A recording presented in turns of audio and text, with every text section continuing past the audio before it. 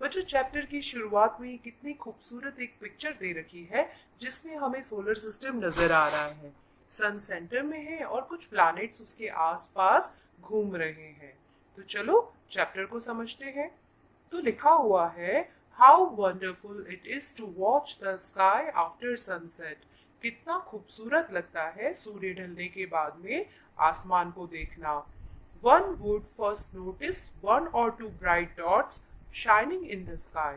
हर कोई हमेशा नोटिस करता है एक या दो ब्राइट डॉट्स शाइन करते हुए स्काई में। Soon you would see the number increasing. और धीरे धीरे आपको स्टार्स के नंबर बढ़ते हुए नजर आते हैं, यानी रात होने तक पूरा का पूरा आसमान स्टार्स से भर जाता है। You cannot count them anymore. और ये इतने अनगिनत होते चले जाते हैं कि आप इनको काउंट भी नहीं कर सकते। The whole sky is filled with tiny shining objects. Some are bright, others dim. यानी इस तरीके से पूरा स्काई भरा हुआ होता है चमचमाते हुए टिमटिमाते हुए तारों से, शाइनी ऑब्जेक्ट से। कुछ बहुत ही ब्राइट होते हैं और कुछ डिम भी होते हैं। It seems as if the sky is studded with diamonds. और ऐसा लगता है, ऐसा प्रतीत होता है कि पूरा का पूरा आसमान डायमंड से भरा हुआ है।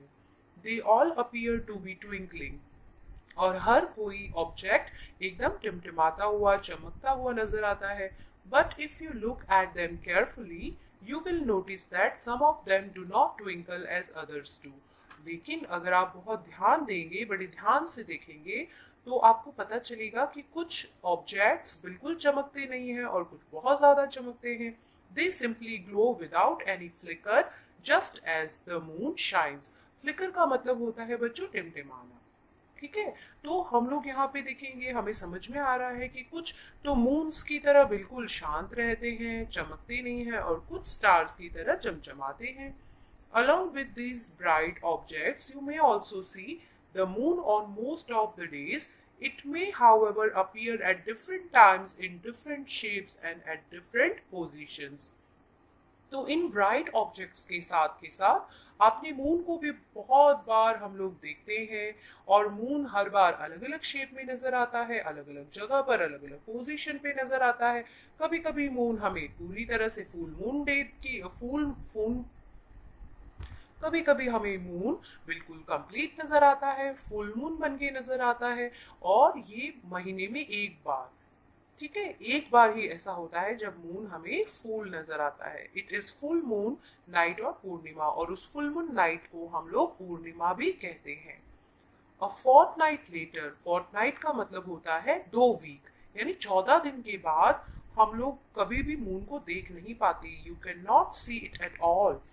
It is a new moon night और अमावस्या, और 14 दिन के बाद में हम लोगों को मून पूरा नजर नहीं आता है, और वो न्यू मून नाइट होती है, या फिर उसे अमावस्या भी कहते हैं।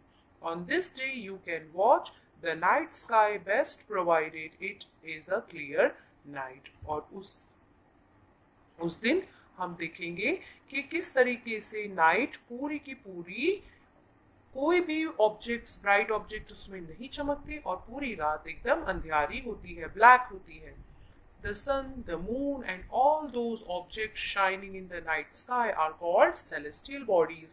तो बच्चों जितने भी बड़े बड़े ऑब्जेक्ट्स होते हैं, सन है, मून है, ये शाइनिंग स्टार्स हैं, तो ये सब को हम सेलेस्टियल बॉडीज कहते हैं, जो स्पेस में हमें नजर आते हैं। Some celestial bodies are very big and hot. और कुछ सेलेस्टियल बॉडी बहुत ही बड़े होते हैं, बहुत ही गर्म होते हैं, जैसे कि सन को ही ले लो। They are made up of gases. They have their own heat and light, which they emit in large amounts. और ये जितने भी सेलेस्टियल बॉडी होते हैं, ये गैसेस के भी भरे होते हैं, इनके अंदर इनकी खुद की हीट होती है, खुद की लाइट होती है, और इस हीट और लाइट को ये एमिट करना यानी बाहर निकालना, ये अपने अंदर से बाहर निकालते रहते हैं। These celestial bodies are called stars. The sun is a star. तो ये जो बड़ी बड़ी सेलेस्टियल बॉडीज होती है, इन्हें हम स्टार्स कहते हैं, और सन भी एक स्टार है। तो इस तरीके के क्वेश्चंस आते हैं बच्चों एग्जाम में कि सन क्या है, तो सन इज अ स्टार, जो खुद एक गैसेस से बना हुआ है, उसकी खुद की हीट भी होती है और लाइट भी होती है। Countless twinkling stars in the night sky are similar to the sun. जितने भी अनगिनत तारे हमें रात को नजर आते हैं ये बिल्कुल सन की तरह होते हैं, but we do not feel their heat or light and they look so tiny because they are very very far from us. और सन की तरह ही होते हैं लेकिन फिर भी आपके मन में ख्याल आ रहा होगा कि हमें गर्मी क्यों नहीं लगती, इनकी लाइट बहुत ज्यादा फील क्यों नहीं होती। तो ये इसलिए फील नहीं होती बच्चों क्योंकि ये बहुत ज्यादा दूर होता है हमारे प्लानेट अर्थ से। हमारे प्लानेट अर्थ के पास में सन है इसीलिए हमें सिर्फ सन की लाइट और हीट फील होती है। बच्चों यहाँ पे साइड में आपको नजर आ रही है एक एक्टिविटी दी हुई है, लेट्स डू। यहाँ पे कुछ नहीं, एक एक्टिविटी बता रखी है कि आप एक प्लेन पेपर ले लो, प्लेन पेपर के अंदर छोटे छोटे छेद कर लो, पूरे के पूरे कमरे के अंदर अंधेरा कर लोगे और टॉर्च से आप उस पेपर के पीछे टॉर्च जला दोगे तो आपको पूरे रूम में सोलर सिस्टम जैसी, आसमान जैसी एक इफेक्ट मिलेगी, छोटे छोटे तारों की जैसे टिमटिमाता हुआ कमरा नजर आएगा। तो इस तरह की एक ये एक्टिविटी दे रखी है जो बच्चों को बहुत ही पसंद आती है। अब पढ़ते हैं आगे। देखो यहाँ पे एक पिक्चर है, एक लड़की है और ये कुछ स्टार्स हैं। तो ये क्या कहना चाहता है आगे देखते हैं। You must have noticed that all objects look smaller when seen from a distance. आपने जरूर नोटिस किया होगा कि बहुत सारे ऑब्जेक्ट्स को जब हम दूर से देखते हैं तो वो हमें बहुत छोटे नजर आते हैं। How small an aeroplane looks when it is flying at a great height. कितना छोटा नजर आता है हमें एरोप्लेन जब हम उसे दूर ऊंचाई पे उड़ते हुए देखते हैं, लेकिन असल में तो बहुत बड़ा होता है। While watching the night sky, you may notice various patterns formed by different groups of stars. These are called constellations. यानी जब आप रात को देखते होंगे तो आपने देखा होगा कि बहुत सारे स्टार्स आपस में कुछ पैटर्न बना देते हैं, कुछ फिक्स्ड पैटर्न। और इन्हीं पैटर्न को ध्यान देकर जो एस्ट्रोलॉजर्स होते हैं, जो हमारे हाथ वगैरह देखते हैं, हमारा नसीब वगैरह देखते हैं, वो इन स्टार्स की मदद से ही अपना गणित बिठाते हैं, बताते हैं कि किस तरीके से आपके राशिफल, राशि भविष्य होगा। तो इन स्टार्स की जो पैटर्न्स होते हैं बच्चों, इन्हें हम कॉन्स्टेलेशंस कहते हैं। तो कॉन्स्टेलेशन की डेफिनेशन भी 1 मार्क की आ जाती है एग्जाम में। उर्सा मेजर और बिग बियर, उर्सा मेजर या फिर बिग बियर एक ऐसा ही कॉन्स्टेलेशन है। One of the most easily recognizable constellation is the Saptarishi. तो सबसे आसानी से पहचान में आ जाने वाला एक कॉन्स्टेलेशन है, तारों की अरेंजमेंट है जिसे हम सप्तऋषि भी कहते हैं। और ये 7 स्टार्स आपस में साथ में एक जगह पर हमें दिखाई देते हैं, उन्हें हम सप्तऋषि कहते हैं। यहाँ पे आपको फिगर 1.1 में ये दिया हुआ है, देखिए। That forms a part of Ursa Major constellation, और ये Ursa Major constellation का एक पार्ट भी कहलाता है।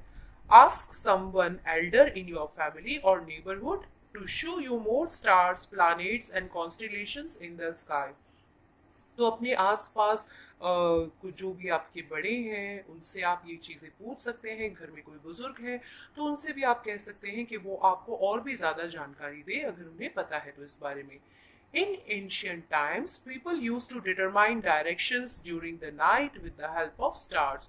और पुराने जमाने में लोगों के पास में कोई डायरेक्शन के लिए कुछ था नहीं, कोई इंडिकेटर्स नहीं होते थे, तो वो लोग स्टार्स की मदद से अपना रास्ता तय करते थे।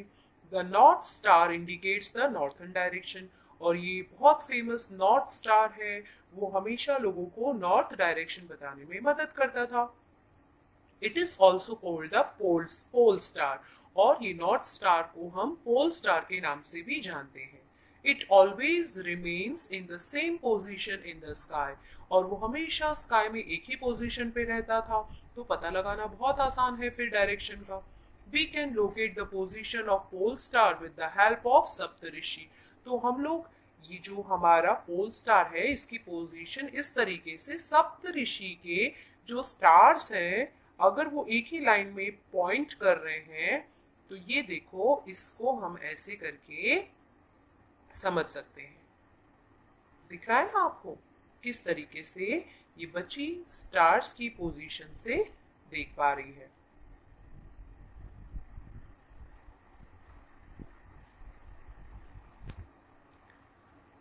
If If an imaginary line is drawn joining the pointer stars and extended further, it will point to the pole star. अगर हम एक imaginary line बना लें अपने दिमाग में सप्तऋषि की टेल से और उसको जोड़ दें तो हमें pole star नजर आ जाएगा. Some celestial bodies do not have their own heat and light. और ये जो कुछ सेलेस्टियल बॉडीज हमें नजर आती हैं आसमान में, इनकी खुद की हीट भी नहीं होती और लाइट भी नहीं होती. They are lit by the light of the stars. और ये जो हमें जरा भी दिखते हैं नजर आते हैं तो ये सिर्फ स्टार्स की लाइट के कारण नजर आते हैं.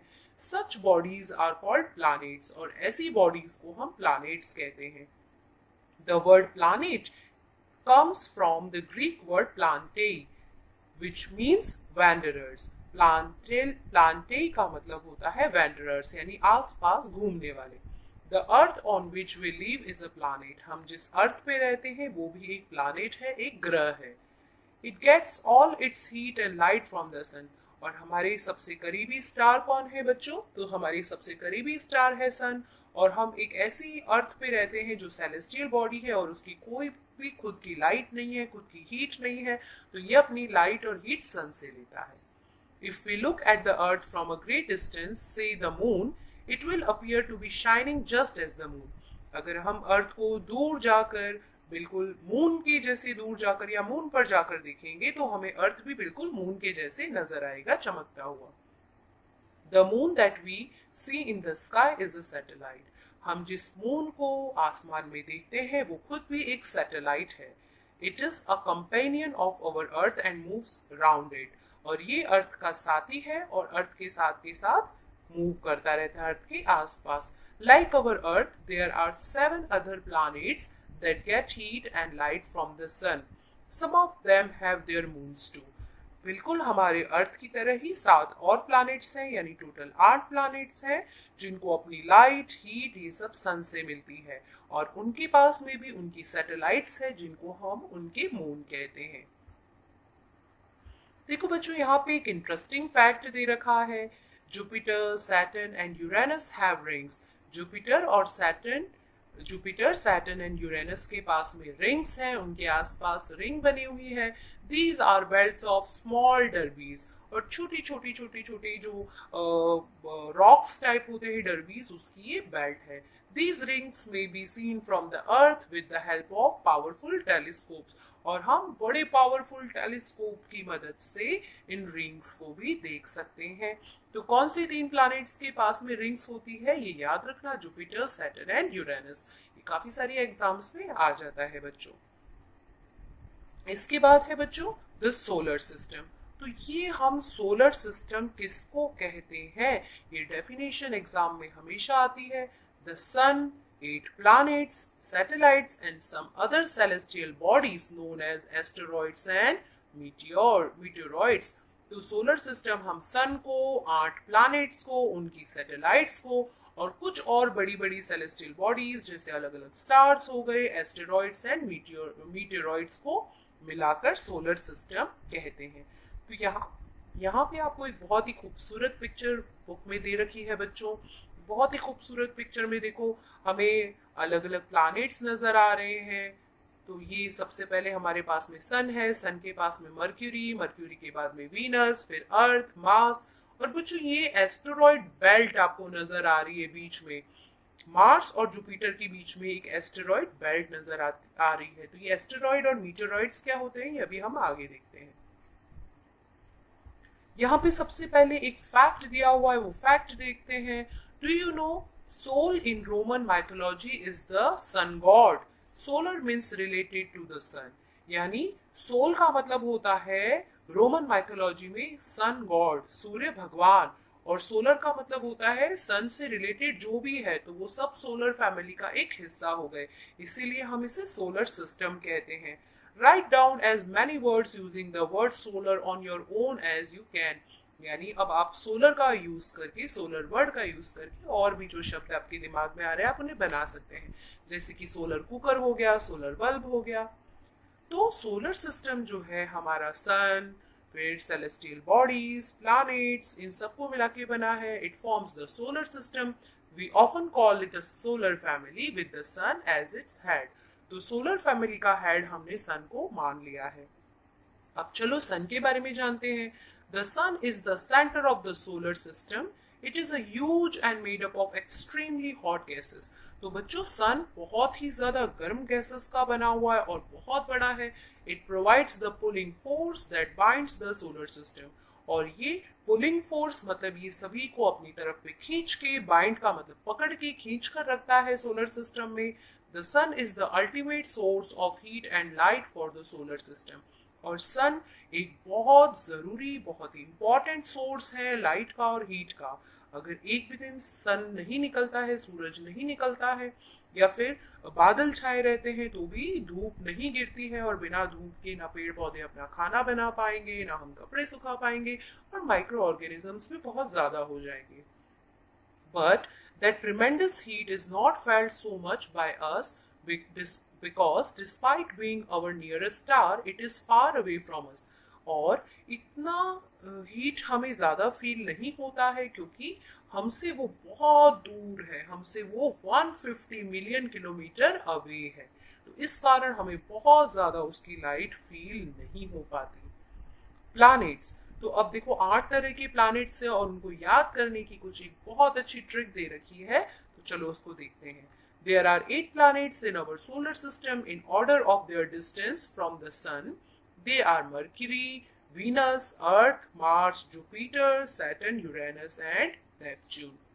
इसको याद करने के लिए एक ट्रिक बना रखी है। My very efficient mother just served us nuts. तो मेरी प्यारी मम्मी ने अभी हमें नट्स सर्व किए। देखो इसमें फर्स्ट हमें जो अल्फाबेट है वो हमें याद दिलाएंगे कि अलग अलग प्लैनेट्स के नाम क्या है, और सन के जो सबसे करीब होगा उसके हिसाब से हमने ये नाम रखे हुए हैं। तो देखो वेरी, माई मतलब मर्क्यूरी, वेरी मतलब वीनस, ई मतलब अर्थ, एम मतलब मार्स, जे मतलब जुपिटर, एस मतलब सैटर्न, यू मतलब यूरेनस और एन मतलब नेपच्यून। तो इस तरीके से आपको ये याद करना है। अब देखो ये वर्ड कहाँ से आए, तो कौन से वर्ड की बात हो रही है। Many words used in a language may have been taken from other language. बहुत सारे शब्द ऐसे होते हैं जो हम दूसरी लैंग्वेज से या दूसरी भाषा से हम सीखे होते हैं या लाए होते हैं। जैसे geography, for example, an English word, it has its origin in Greek, which relates to the description of the earth. Geography हमने ग्रीक लैंग्वेज से उठाया है ये शब्द, और इसका कुछ मतलब होता है। जी मतलब अर्थ एंड ग्राफिया मतलब राइटिंग। हम अर्थ के बारे में जो जो चीजें जानते हैं, समझते हैं, लिखते हैं, तो इस हिसाब से हमने ज्योग्राफी बनाई है। देखो जियो प्लस लॉजी मतलब study of earth, geo plus metry मतलब measurement of earth, geoid, geoid मतलब रिजेंबलिंग द शेप ऑफ और फॉर्म्स ऑफ द अर्थ, यानी अर्थ के अलग अलग फॉर्म की यहाँ पर हम बात कर रहे हैं। All the 8 planets of the solar system moves around the sun in fixed path. ये जितने भी 8 planets है बच्चों, ये एकदम फिक्स्ड पाथ यानी एकदम फिक्स्ड रास्ते पर ही सन के आसपास घूमते रहते हैं, और उन फिक्स्ड पाथ को हम लोग कहते हैं they are called orbits. Mercury is nearest to the sun.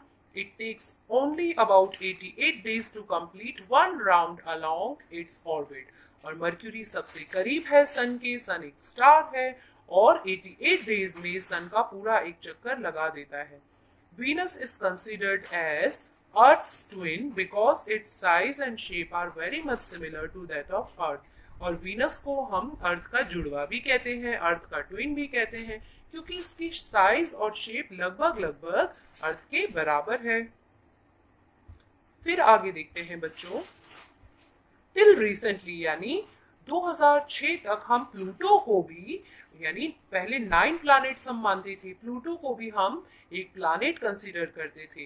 लेकिन एक बार इंटरनेशनल एस्ट्रोनॉमिकल यूनियन की मीटिंग हुई, तब उन्होंने डिसीजन लिया कि प्लूटो को हम सेलेस्टियल ऑब्जेक्ट में काउंट कर लेंगे, क्योंकि बहुत ही छोटा डार्क प्लैनेट है। डार्क मतलब बौना, बहुत छोटा। तो अब छोटा प्लैनेट कब होता है, जब वो बहुत दूर चला जाता है। तो ये माना गया है कि प्लूटो धीरे धीरे अपनी एक्सिस से बहुत दूर निकल गया है, तो हमने उसको सोलर सिस्टम से बाहर कर दिया है। अब बात करते हैं हमारे प्यारे अर्थ की, जहां हम सब रहते हैं। The earth is the third nearest planet to the sun. Earth तीसरा प्लैनेट है जो सन के सबसे करीब है। In size it is the fifth largest planet, और अगर हम साइज के हिसाब से समझे तो ये 5वें नंबर का लार्जेस्ट प्लैनेट है। It is slightly flattened at the poles, और ये पोल्स के यानी ऊपर नीचे से थोड़ा सा फ्लैट है, यानी हम इसको अंडे जैसा शेप भी समझ सकते हैं थोड़ा थोड़ा। That is why its shape is described as a geoid. Geoid means an earth-like shape. Conditions favorable to support life are probably found only on the earth.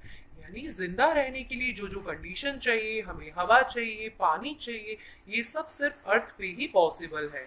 The earth is neither too hot nor too cold. और अर्थ बहुत ज्यादा गर्म नहीं है, बहुत ज्यादा ठंडा नहीं है। It has water and air which are very essential for our survival. अर्थ बहुत ज्यादा गर्म नहीं है, ठंडा नहीं है, उसके पास पानी है, हवा है, जो किसी भी व्यक्ति के जिंदा रहने के लिए काफी है। The air has life supporting gases like oxygen. Because of these reasons, the earth is a unique planet in the solar system. तो बच्चों कई बार ये क्वेश्चन एग्जाम में देखा गया है कि अर्थ को क्यों यूनिक प्लैनेट कहा जाता है, तो इसके पास में वो फेवरेबल कंडीशंस है जो हमें अभी तक दूसरे प्लैनेट्स पे नहीं दिखाई दी है। यहाँ पे देखो हमें कुछ एक फैक्ट बताया है। Do you no light travels at the speed of about 3 lakh kilometre पर सेकेंड। लाइट जो है 3 लाख किलोमीटर एक सेकेंड में ट्रेवल कर लेती है। Yet even with this speed, the light of the sun takes about 8 minutes to reach the earth. इस तरह से इतनी स्पीड से आने के बावजूद भी सन से अर्थ तक आने के लिए सनलाइट को 8 मिनट लग जाते हैं अर्थ तक पहुंचने के लिए। तो from the outer space the earth appears blue because its 2/3 surface is covered by water. It is therefore called a blue planet. और बच्चों जब हम स्पेस में से अर्थ को देखते हैं तो अर्थ हमें ब्लू नजर आती है, क्योंकि अर्थ का 2/3 हिस्सा पानी से कवर्ड है। हमारे पास में बड़े बड़े ओशियंस है, Pacific ocean, Antarctic ocean, Indian ocean, ऐसे बड़े बड़े ओशियंस हैं, इसके कारण हमें अर्थ ब्लू नजर आती है। अब देखते हैं मून के बारे में। Our Earth has only one satellite. हमारे अर्थ के पास सिर्फ एक ही सैटेलाइट है, that is the moon, और उसे हम मून कहते हैं। Its diameter is only 1/4 that of the Earth, और अगर हम इसका डायमीटर चेक करें तो ये बस 1/4 जितना है अर्थ के। It appears so big because it is nearer to our planet than other celestial bodies. और ये हमें बड़ा इसीलिए दिखाई देता है क्योंकि ये दूसरी celestial bodies से काफी करीब है हमारे अर्थ के। It is about 3,84,400 kilometre away, और ये सिर्फ 3,84,400 किलोमीटर अवे है अर्थ से। Now you can compare the distance of the Earth from the Sun. तो अभी हमने देखा कि 8 मिनट में 3 लाख किलोमीटर पर सेकंड की स्पीड से लाइट ट्रैवल करती है सन से अर्थ की तरफ, और यहाँ पर देखो इतना सही डिस्टेंस है। तो ये दोनों के डिस्टेंस को आप जरा कैलकुलेट कर लो कि सन ज्यादा पास है या मून। तो ऑफ कोर्स मून ज्यादा पास है। The moon moves around the sun in about 27 days. It takes exactly same time to complete one spin. और मून को पूरा अर्थ के इर्द गिर्द घूमने के लिए एक चक्कर लगाने के लिए पूरा का पूरा उसको 27 डेज लगते हैं, और इससे पूरा एक ही चक्कर काट लेता है अर्थ के। Only one side of moon is visible to us on the earth. और इस पूरे स्पिन के दौरान हमें मून का बस एक ही साइड नजर आता है। The moon does not have conditions favorable for life. It has mountains, plains, and depressions on its यहाँ पे देखो सैटेलाइट्स भी दे रखी हैं। On its surface, these cast shadows on the moon's surface. Look at the full moon and observe the shadows. तो बच्चों देखो अगर हम मून के सरफेस को देखें तो गड्ढे उस पे नजर आते हैं।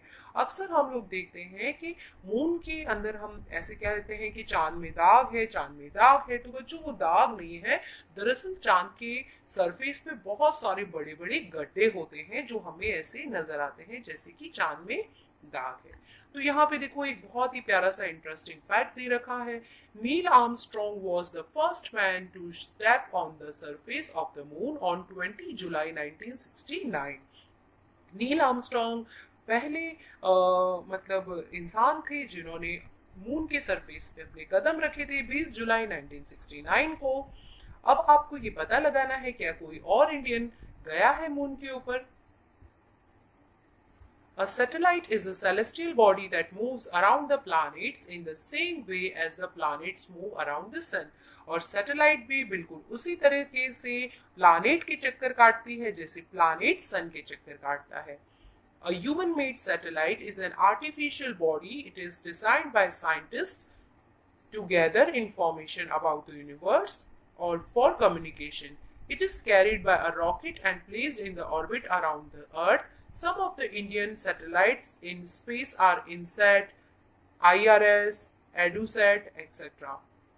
तो बच्चों इस पिक्चर में कितना क्लियरली हम लोग देख पा रहे हैं कि रॉकेट जो है वो सैटेलाइट को कैरी करके और एक फिक्स्ड पाथ में प्लानेट के इर्द गिर्द छोड़ देता है और ये सैटेलाइट कंटिन्यूअसली प्लानेट के इर्द गिर्द घूमती रहती है। इसी के कारण हम लोग सैटेलाइट फोन्स यूज कर पाते हैं, हम लोग चैनल्स देख पाते हैं, कम्युनिकेशन कर पाते हैं। तो ये बहुत ही ज्यादा हेल्पफुल होती है सैटेलाइट्स, मैनमेड सैटेलाइट्स इंफॉर्मेशन को गैदर करने के लिए। What do animals and plants require in order to grow and survive? तो यहाँ पे एक आपके लिए क्वेश्चन भी है कि प्लांट्स और एनिमल्स को क्या चाहिए सरवाइव करने के लिए। तो हमें प्लांट्स और एनिमल्स के बारे में पता है, उन्हें वाटर चाहिए, एयर चाहिए, सनलाइट चाहिए, तो इस तरीके से वो ग्रो कर पाएंगे। अब बारी है एस्टेरॉइड्स की। Apart from the stars, planets and satellites, there are numerous tiny bodies which also move around the sun. Planets, stars, satellites, इनको छोड़कर और भी न्यूमरस बॉडी हैं, छोटे छोटे बॉडीज है जो प्लैनेट जितने बड़े तो नहीं है, सैटेलाइट के जितने या उससे भी छोटे हैं। तो ये भी सन के आसपास घूमते रहते हैं और इन्हें हम एस्टेरॉइड्स कहते हैं। They are found between the orbits of Mars and Jupiter. और ज्यादा से ज्यादा ये हमें मार्स और जुपिटर के ऑर्बिट के बीच में नजर आते हैं। तो बच्चों देखो यहाँ पे आपको पिक्चर दे रखी है, ये पूरी की पूरी यहाँ पे एस्टेरॉइड बेल्ट्स है। तो यहाँ पे हमें एस्टेरॉइड बेल्ट नजर आ रही है। देखो किस तरीके से मार्स और जुपिटर के बीच में ये एस्टेरॉइड बेल्ट बनी हुई है।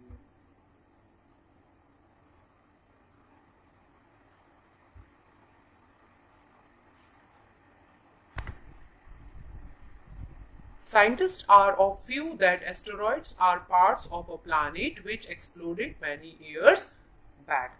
तो साइंटिस्ट जो है उन्होंने एक अपनी बात रखी है। उनका कहना है कि एस्टेरॉइड्स जो होते हैं वो कुछ नहीं, वो छोटा छोटा हिस्सा है, टुकड़े हैं। जब प्लैनेट्स एक्सप्लोड हुए होंगे यानी कि टूटे होंगे या उनमें ब्लास्ट हुआ होगा तो उससे क्रिएट हुए छोटे छोटे हिस्से हैं।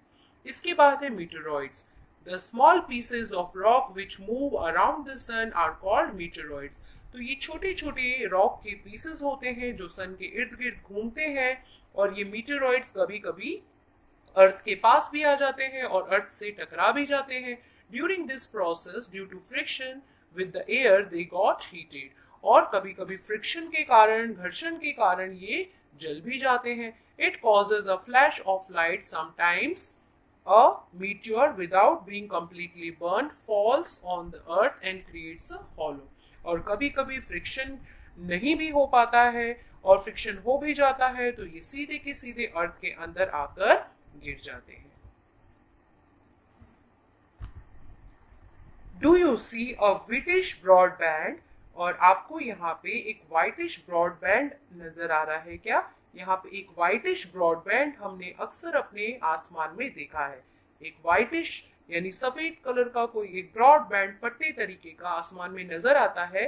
Like a white glowing path across the sky on a clear starry night. कभी कभी हमने देखा है रात के समय में जब बहुत सारे तारे होते हैं तो एकदम सफेद पट्टा आसमान में। एक्चुअली में it is a cluster of millions of stars और ये बहुत सारे स्टार्स का एक पूरा झुंड है। This band is the milky way Galaxy और इसे हम मिल्की वे गैलेक्सी भी कहते हैं, ब्रह्मांड कहते हैं हिंदी में। Our solar system is a part of this Galaxy और हमारा सोलर सिस्टम इसी गैलेक्सी का एक हिस्सा है। In ancient India, it was imagined to be a river of light following in the sky. और पुराने समय में भारत में ये माना जाता था कि ये आकाश के अंदर कोई नदी है जो बह रही है, और उसी का नाम दिया गया था आकाश Ganga. A galaxy is a huge system of billions of stars and clouds of dust and gases. और गैलेक्सी एक बहुत बड़ा हम सिस्टम मानते हैं जिसके अंदर क्लाउड्स हैं, गैसेस हैं और डस्ट हैं. There are millions of such galaxies that make the universe. और ये कहा जाता है कि इस दुनिया में millions of galaxies हैं और ये पूरा का पूरा यूनिवर्स का एक हिस्सा है. It is difficult to imagine how big the universe is. और ये समझ पाना बहुत ही मुश्किल है कि यूनिवर्स कितना बड़ा होगा. Scientists are still trying to find out more and more about it. और अभी भी बहुत सारे वैज्ञानिक रिसर्च कर रहे हैं, खोज कर रहे हैं इसके बारे में और भी ज्यादा नॉलेज इकट्ठी करने की. We are not certain about its size, but we know that all of us, you and I, belong to this universe. और हम इसके बारे में और तो कुछ नहीं जानते, लेकिन हम इतना जानते हैं कि आप और मैं इस यूनिवर्स का एक बहुत ही प्यारा हिस्सा है. तो बच्चों, इसी के साथ ये चैप्टर यहाँ पे फिनिश होता है. You may look at a globe carefully in your classroom to get an idea. आप अपने ग्लोब को अच्छे से देख सकते हो आइडिया लेने के लिए. Globe is a true model miniature form of the अर्थ. जो ग्लोब है वो एक्चुअली एक मिनिएचर फॉर्म है अर्थ की. ग्लोब में be varying size and type, big ones which cannot be carried easily, small pocket globes and globe like balloons which can be inflated and are handy and carried with ease. देखो, globe क्या होता है? हमारी अर्थ का एक miniature form है, छोटी सी form है जो हमारी अर्थ को रिप्रेजेंट करता है. ठीक है, इसका साइज अलग अलग हो सकता है और अलग अलग टाइप भी हो सकता है. जैसे कि कुछ बड़े होते हैं, कुछ क्या होते हैं जिनको आप इजीली कैरी नहीं कर सकते, कुछ बहुत छोटे पॉकेट के ग्लोब्स होते हैं जिनको पॉकेट में रख सकते हो, कुछ बलून टाइप के ग्लोब्स होते हैं जिनमें आप हवा भर सकते हो और इजीली उनको कहीं भी कैरी कर सकते हो. The globe is not fixed. जो ग्लोब है वो फिक्स्ड नहीं है. It can be rotated the same way as a top spin और a potter's wheel is rotated. यानी कि जब आप देखते हो ना लट्टू जिसे कहते हैं, जब आप उसको घुमाते हो वैसे ही आप ग्लोब को भी क्या कर सकते हो? रोटेट कर सकते हो. On the globe countries, continents and ocean are shown in their correct sizes. Globe की क्वालिटी क्या होती है? उसके ऊपर कंट्रीज आप देख सकते हो, कॉन्टिनेंट्स देख सकते हो और ओशन देख सकते हो अलग अलग साइज के. It is difficult to describe the location of a point on a sphere like the earth. यानी कि आप एग्जैक्टली लोकेशन डिस्क्राइब नहीं कर सकते कौन से पॉइंट पे होगी एक अर्थ जैसे स्फेयर में. तो अब क्वेश्चन उठता है आप कैसे दिखाओगे? We need certain point of reference and line to find out the location of places. आप एग्जैक्टली नहीं बोल सकते कि यहाँ पे वो चीज़ है, यहाँ पे वो चीज़ है, क्योंकि ये मिक्स होते हैं. तो उसके लिए आप कैसे किसी भी जगह की एग्जैक्ट लोकेशन बता पाओगे? तो इसने क्या बोला है कि we need certain point of references and lines to find out the location of places. कुछ सर्टेन ऐसे पॉइंट्स होते हैं, कुछ ऐसी लाइंस होती हैं जिससे आप लोकेशन का पता लगा पाओ. You will notice that a needle is fix through the globe in a tilted manner. आप नोटिस करोगे कि एक नीडल फिक्स होती है किसमें? ग्लोब में, जो होती है टिल्टेड मैनर में. ये जो आप देख रहे हो ना टेढ़ी तरह से जो फिक्स है, जिसको हम बोलते हैं एक्सिस. मैं इसको दोबारा हाईलाइट कर देती हूँ ताकि आपको समझ में आ जाए. ये आप देख पा रहे हो ना, ये इस पॉइंट को हम एक्सिस बोलते हैं. ठीक है, नीडल लाइक होती है.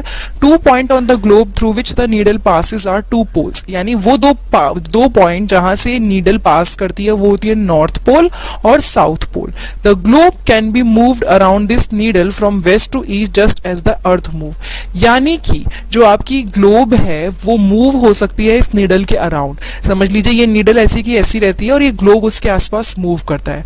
तो इसने क्या बोला कि ग्लोब को आप मूव कर सकते हो around this needle from west to east. कहां से? वेस्ट से ईस्ट की तरफ. Just as the earth move, जैसे एक्चुअली अर्थ मूव करती है वैसे आप इसको मूव कर सकते हो. But remember there is a major difference. The real earth has no such needle. आपके ग्लोब में तो आपको नीडल दिखता है बट एक्चुअली में ऐसा कोई नीडल नहीं होता. The real earth has no such needle. It moves around its axis which is an imaginary line. जो यहाँ पे हम एक्सिस बनाते हैं ना नीडल के थ्रू, वो एक्चुअली इमेजिनरी है, वो असली में नहीं है. अर्थ अपने आप ही उसके आसपास घूमती है. Another imaginary line running on the globe divides it into two equal part। एक और imaginary line हम मान के चलते हैं जो ग्लोब से पास होती है और वो इसको दो इक्वल पार्ट्स में डिवाइड करती है। इस लाइन को हम क्या बोलते हैं? We call it equator. The northern half of the earth is known as the northern hemisphere. मैं इसको भी बता देती हूँ क्या मतलब निकल रहा है। जो ऊपर वाला हाफ पॉइंट होता है उसको हम बोलते हैं नॉर्थन हेमिस्फेयर और जो नीचे वाला पार्ट होता है उसको हम बोलते हैं साउथर्न हेमिस्फेयर या सदर्न हेमिस्फेयर। तो दो पार्ट कौन से हो गए? Northern hemisphere and southern hemisphere. Northern मतलब अगर इक्वेटर यहाँ से जा रही है, मैं इसके ऊपर ही दिखा देती हूँ, इक्वेटर यहाँ से पास हो रही है बीच में से, तो इस वाले को आप बोलोगे एन नॉर्थन हेमिस्फेयर, इस वाले को आप बोलोगे सदर्न हेमिस्फेयर। ठीक है, they are both equal halves. एक और क्या बात है इसके बारे में कि दोनों बिल्कुल इक्वल होते हैं। Therefore the equator is an imaginary circular line is a very important reference point to located places on the earth। तो इक्वेटर काफी इंपॉर्टेंट लाइन है जो कई सारे पॉइंट्स को लोकेट करने में हेल्प करती है। All parallel circles from the equator up to the poles are called parallels of latitude. अब ध्यान से सुनिएगा ये पॉइंट, जितने भी पैरेलल सर्कल बनते हैं इक्वेटर से कहां तक? आपके पोल्स तक। यानी कि समझ लीजिए ये हो गया, ये है एक, ये है एक, ये है एक, जो भी ये सारे एक साथ सर्कल बनते हैं इनको हम बोलते हैं पैरेलल्स ऑफ लैटिट्यूड्स। ठीक है, लैटिट्यूड्स को हम मेजर करते हैं डिग्री में। We measured it in the degree. The equator represent the 0 degree latitude. अगर मैं इक्वेटर से स्टार्ट कर रही हूँ तो इक्वेटर क्या रिप्रेजेंट करता है? 0 डिग्री। देखो यहाँ पे वो 0 डिग्री रिप्रेजेंट कर रहा है। सो 20 डिग्री नॉर्थ मतलब इक्वेटर से थोड़ा यहाँ पे ऊपर, फिर उसके ऊपर 40 डिग्री नॉर्थ मतलब यहाँ पे, फिर 60 डिग्री नॉर्थ मतलब यहाँ पे, और फिर 80 डिग्री नॉर्थ। ठीक है, सेम वे नीचे भी होगा 20 degree south, 40 degree south, 60 degree south, और बीच में जो इक्वेटर है वो 0 डिग्री रिप्रेजेंट करता है। Since the distance from the equator to either of the pole is 1/4 of a circle around the earth, it will measure 1/4 of 360 degree, that is 90 degree. इसने क्या बोला है कि जो डिस्टेंस है इक्वेटर से दोनों पोल की तरफ, किसी भी पोल की तरफ, distance from equator to either of the pole वो 1/4 है टोटल सर्कल का। तो इसलिए हम उसको क्या मेजर करेंगे? 1/4 ऑफ 360 डिग्री, क्योंकि ओवरऑल सर्कल जो भी होता है 360 डिग्री उसको लेके चल रहे हैं। तो यानी कि हर पोल तक कितना डिग्री बैठेगा? 90 डिग्री बैठेगा। Thus 90 degree north latitude marks the north pole, और अगर हम 90 डिग्री जाएं साउथ की तरफ तो वो south pole. As such all parallel north of the equators are called the north latitude. यानी कि ये जितने भी पैरेलल्स हैं, ये जो आप यहाँ पे देख रहे हो, मैं हाईलाइट कर देती हूँ, ये जो पैरेलल्स हैं, ये जो पैरेलल्स हैं, ये किसको रिप्रेजेंट कर रहे हैं? They are representing north latitudes. ठीक है, similarly all parallels south of the equator, जितने भी पैरेलल इसके साउथ में है वो क्या रिप्रेजेंट करेंगे? South latitudes. The value of each latitude is therefore followed by either the word north और साउथ। यानी कि हर लैटिट्यूड की जो वैल्यू है वो कैसे फॉलो होती है? आइदर द वर्ड नॉर्थ की तरफ या साउथ की तरफ। Generally this is indicated by the letter N और एस, और हम इसको रिप्रेजेंट करते हैं एन लेटर से या एस से। For example, both Chandrapur in Maharashtra and Belo Horizonte in Brazil are located on parallels of about 20 degree latitude. यानी ये दोनों लोकेशन किस पे प्रेजेंट है? 20 डिग्री, इस लाइन पे कहीं प्रेजेंट होंगी, इसलिए उसको 20 डिग्री नॉर्थ बोल रहे हैं। ठीक है, but the former is 20 degree north of the equator and later is 20 degree south of it. Sorry, यहाँ पे एक चेंज मैं करूंगी कि दोनों प्रेजेंट 20 डिग्री पे हैं। यानी कि अगर मैं लेके चलूं, एक यहाँ पे प्रेजेंट होगा कहीं पे और एक कहीं पे यहाँ पे प्रेजेंट होगा, मतलब इस लाइन में कहीं भी हो सकता है, लेकिन 20 डिग्री सेम है। लेकिन एग्जैक्ट लोकेशन कैसे पता चलेगी? एक की लोकेशन है 20 डिग्री नॉर्थ लैटिट्यूड और दूसरे की है 20 डिग्री साउथ लैटिट्यूड। ठीक है, तो यहाँ पे चंद्रपुर 20 डिग्री नॉर्थ में है, यानी नॉर्थ में कहीं पे ऊपर है, और जो आपका बेलो है वो कहाँ पे है? नीचे की साइड है। That is we move away from the equator, the size of parallels of latitude decreases. ये तो नॉर्मल चीज है कि जैसे जैसे आप इक्वेटर से दूर निकलोगे, ठीक है, जैसे जैसे आप मूव करोगे, जो पैरेलल ऑफ लैटिट्यूड्स का साइज कम होता जाएगा। यहाँ सबसे बड़ा है, फिर यहाँ थोड़ा कम, फिर कम। ठीक है, now important parallels of latitudes. अब हम देखेंगे कौन कौन से इंपॉर्टेंट पैरेलल्स होते हैं लैटिट्यूड के बिसाइड द इक्वेटर। एक तो इक्वेटर है जो 0 डिग्री पे है। ठीक है, एक और है the north pole and the south pole. There are 4 important parallels of latitude. ठीक है, 0 डिग्री के अलावा जो उसने बोला है कौन कौन से हैं, एक है आपका कौन सा? नॉर्थ पोल, और एक है आपका south pole. There are 4 important parallels of latitude, और भी 4 इंपॉर्टेंट है। पहला है ट्रॉपिक ऑफ कैंसर। ठीक है, यहाँ पे आपको मार्क करते हुए चलूंगी, मैं दूसरा कलर लूंगी ब्लू ताकि आपको समझ में आए। ट्रॉपिक ऑफ कैंसर की बात हो रही है, ये ट्रॉपिक ऑफ कैंसर है। ठीक है, उसके बाद है ट्रॉपिक ऑफ कैप्रिकॉर्न, उसके बाद हम लोग पढ़ेंगे ट्रॉपिक ऑफ कैप्रिकॉर्न को जो यहाँ पर है, ठीक है। उसके बाद है आर्कटिक सर्कल, ठीक है। आर्कटिक सर्कल को भी किसी और कलर से हम रिप्रेजेंट कर सकते हैं। आर्कटिक सर्कल आपका ये रहा। उसके बाद है एंटार्क्टिक सर्कल, इसको भी किसी और कलर से रिप्रेजेंट कर देते हैं, एंटार्क्टिक सर्कल। तो यहाँ पे देखिए, तो आपको कलर के अकॉर्डिंग दिख जाएगा। ट्रॉपिक ऑफ कैंसर यानी ये कलर जो यहाँ पर है, ट्रॉपिक ऑफ कैप्रिकॉर्न जो यहाँ पर है, आर्कटिक सर्कल जो कहाँ पर है, इधर की साइड है, और एंटार्क्टिक जो यहाँ पर है। तो ये सारे डिफरेंट एंड इम्पॉर्टेंट पैलर्स हैं लैटिट्यूड के, ठीक है। Heat zones of the earth, the midday sun is exactly overhead at least once a year on all latitudes in between the Tropic of Cancer and the Tropic of Capricorn. This area therefore receives the maximum heat and is called the torrid zone. यानी कि जो mid day सन होता है, देखिए एकदम जो बीच में जो गर्मी में जो सन होता है वो एग्जैक्टली सर के ऊपर होता है एटलीस्ट वंस अ ईयर, साल में एक बार, हर लैटिट्यूड पे।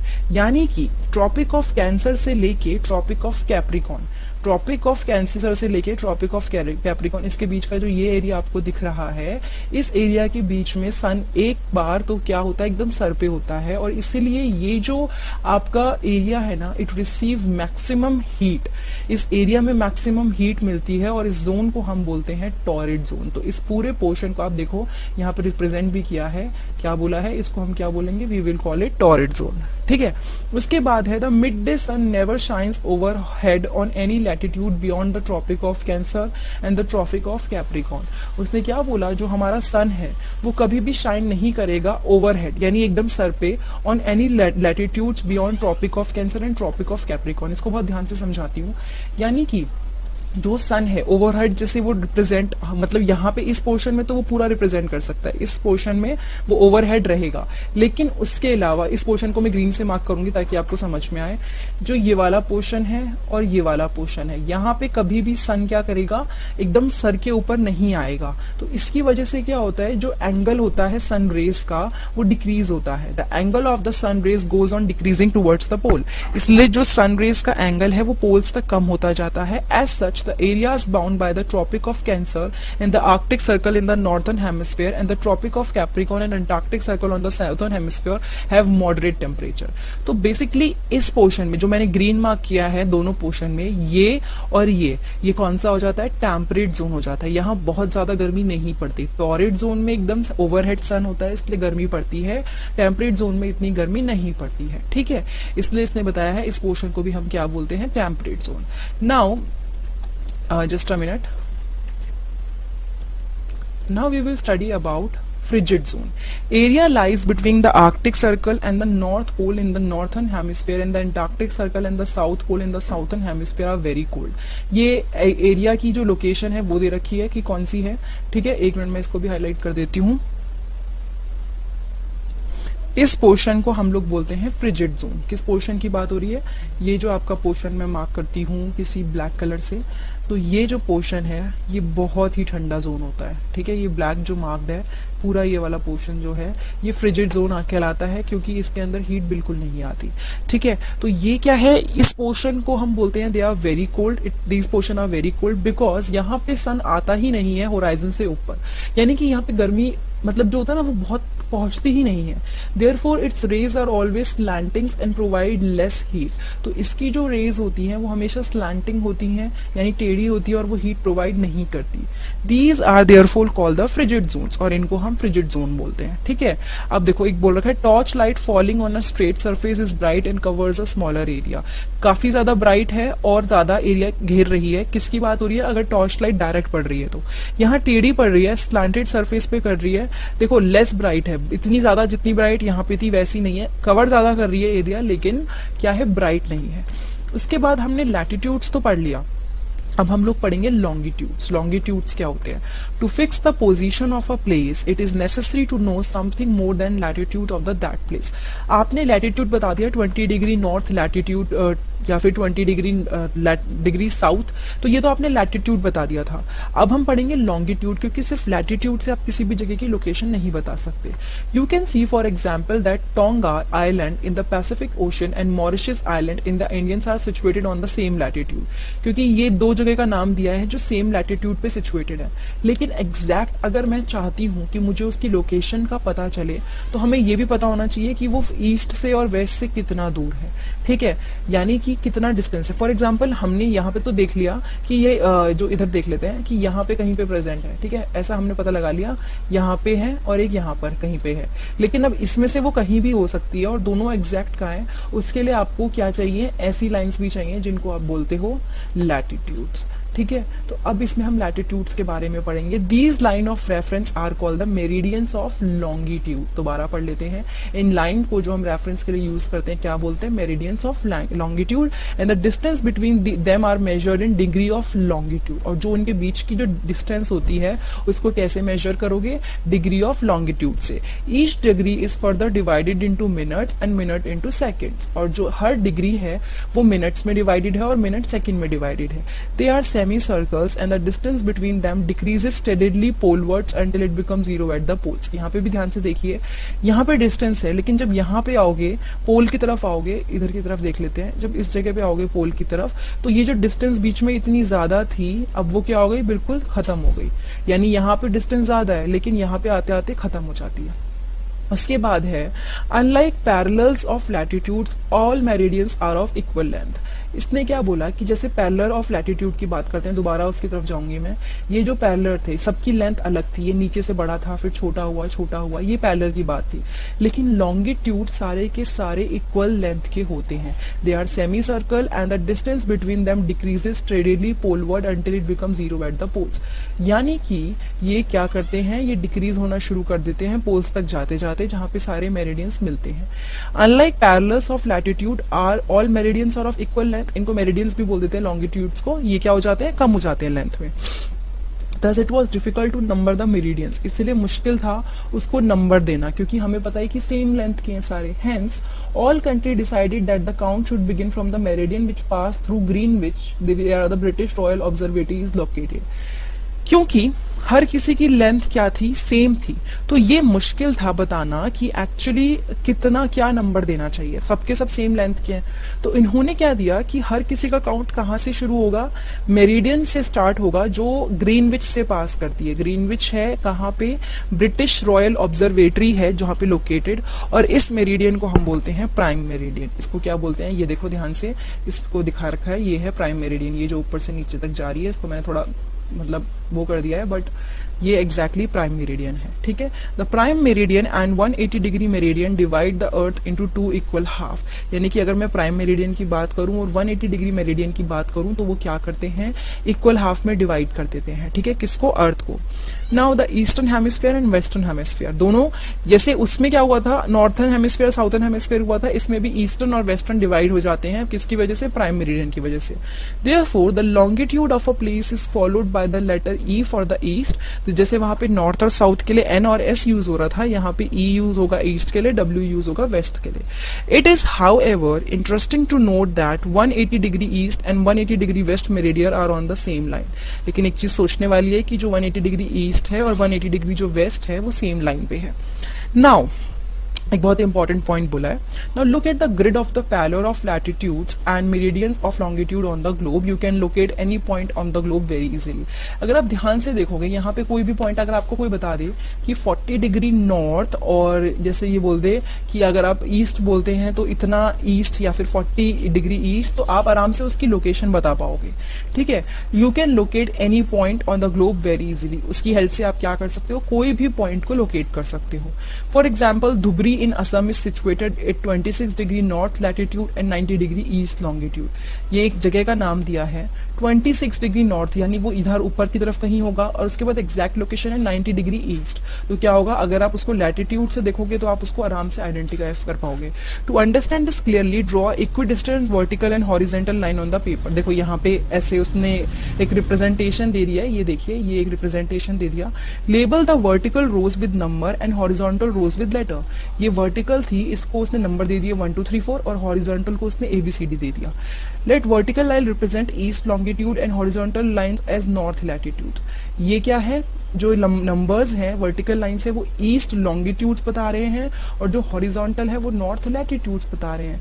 Now you will see that circle A is located on BN latitude and 1E longitude, यानी कि जो ये है, ये आपका जो सर्कल है वो कहाँ पे लोकेटेड है, B के कहाँ पे, नॉर्थ पे, and latitude and 1E longitude, यानी इसके 1 ईस्ट की तरफ और इधर, तो आप उसकी एग्जैक्ट लोकेशन बता पाओगे। इसी तरह आप बाकी सर्कल की लोकेशन भी आराम से बता दोगे। नाउ एक important point है longitudes and time. The best means of measuring time is by the movement of Earth, the Moon and the planet. अगर आपको टाइम मेजर करना है कि ऐसा टाइम चल रहा है, यानी कौन सा टाइम चल रहा है, तो उसका बेस्ट एग्जाम्पल है अर्थ की, मून की और प्लैनेट्स की लोकेशन और मूवमेंट के थ्रू आप पता लगाओ। The sun regularly rises and sets every day. Sun हर दिन उगता है और हर दिन सेट होता है। Naturally it is the best time keeper throughout the world, और उसके थ्रू आप पता लगा सकते हो कि टाइम क्या हो रहा है। Local time can be reckoned by the shadow cast by the sun, which is the shortest at noon and longest at sunrise and sunset. जो आपकी शैडो होती है वो दिन में, ठीक है, सबसे कम होती है। जैसे कि दिन में सर एकदम सर के ऊपर आपके सन होता है तो आपकी परछाई भी छोटी दिखती है, तो शेडो क्या होती है, छोटी दिखती है। लेकिन सनराइज के टाइम पे और सनसेट के टाइम पे आपकी शेडो बड़ी दिखती है। When the prime meridian of Greenwich has the sun at the highest point in the sky, all the places along this meridian will have midday और नून। देखो बहुत अच्छी बात बोली है, ये समझने की है। जब प्राइम मेरिडियन जो है ग्रीनविच की, उसमें जो सन होता है वो एकदम हाईएस्ट पॉइंट पे होता है, एकदम सर के ऊपर होता है, तो बाकी जगहों पे क्या होता है, मेरिडियन में क्या होगा, मिड डे होगा या नून होता है। As the earth rotate from west to east, अब जो हमारी अर्थ है वो वेस्ट से ईस्ट की तरफ रोटेट करती है। Those places east of Greenwich will be ahead of Greenwich time and those to the west will be behind it. यानी कि वो जगह जो ईस्ट है, मतलब ग्रीनविच के ईस्ट है, वो ग्रीनविच से आगे होंगी, और जो ग्रीनविच के वेस्ट हैं उसका टाइम ग्रीनविच से पीछे होगा। फिर से सुनिए, जो जगह ईस्ट है ग्रीनविच की वो उनका टाइम ग्रीनविच से आगे होगा, और जो जगह वेस्ट है उनका टाइम ग्रीनविच से पीछे होगा। The rate of difference can be calculated as follows. अगर आपको डिफरेंस मेजर करना है, कैसे करना है, तो आप ऐसे करोगे। The earth rotate 360 degree in about 24 hours. Earth क्या करती है, 360 पूरा एक चक्कर ले लेती है 24 घंटे में। इसका मतलब है 15 डिग्री एन आवर या फिर 1 डिग्री इन 4 मिनट, यानी हर मिनट में 4 डिग्री, सॉरी हर 4 मिनट में 1 डिग्री और हर घंटे में 15 degree. Thus when it is 12 noon at Greenwich, तो अगर 12 बज रहे हैं कब, ग्रीनविच में, तो the time at 15 east of Greenwich, जो 15 डिग्री ईस्ट होगा ग्रीनविच के, वो क्या होगा, 15 into 4 60 minute, that is 1 hour ahead of Greenwich. हमने यहाँ भी पढ़ा था जो जगह ईस्ट है, फिर से मैं इसको मार्क कर देती हूँ, जो ईस्ट है ग्रीनविच के वो ज्यादा आगे होगी उससे। तो हमने कैलकुलेट कैसे किया, जितना डिग्री आगे है उतना ही हमने उसको मल्टीप्लाई कर दिया, क्योंकि 1 डिग्री कितना होता है 4 मिनट में, तो 15 इंटू 4 60 मिनट, ताकि 1 hour ahead. But at 15 west, क्योंकि वेस्ट पीछे होता है, तो क्या होगा, वो पीछे रहेगा। Greenwich time by 1 hour, that is it will be 11 AM। Similarly at 180 degree it will be midnight when it is 12 noon at Greenwich. तो ये 180 में सीधे पूरे एक दिन का फर्क आ जाता, एक दिन का नहीं, आधे दिन का फर्क आ जाता है कि रात के अगर 12 बज रहे हैं एक जगह पे, तो दूसरी जगह पे क्या बज रहे होंगे, दिन के 12 बज रहे होंगे। ठीक है, ये आपको थोड़ा समझना पड़ेगा यहाँ से देख के प्लस इसके through. Now, at any place, a watch can be adjusted to read 12 o'clock when the sun is at the highest point in the sky. अगर आपको कहीं पे भी टाइम देखना है कि एग्जैक्ट कितना हो रहा है, तो 12 बजे दिन के आप कैसे कर सकते हो, जब एकदम सन आपके सर के ऊपर है, मतलब 12 बज रहे हैं। When it is midday, यानी कि एकदम बीच का दिन है, जो टाइम शो होता है ऐसे वॉच में वो क्या होता है, लोकल टाइम होता है उस जगह का। ठीक है, you can see that all the places on a given meridian of longitude have the same local time.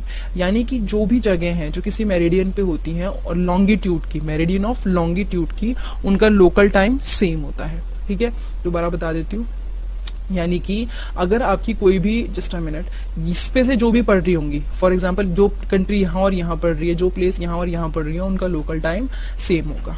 ठीक है, क्योंकि सन की रेस का फर्क पड़ता है इन चीज़ों पे।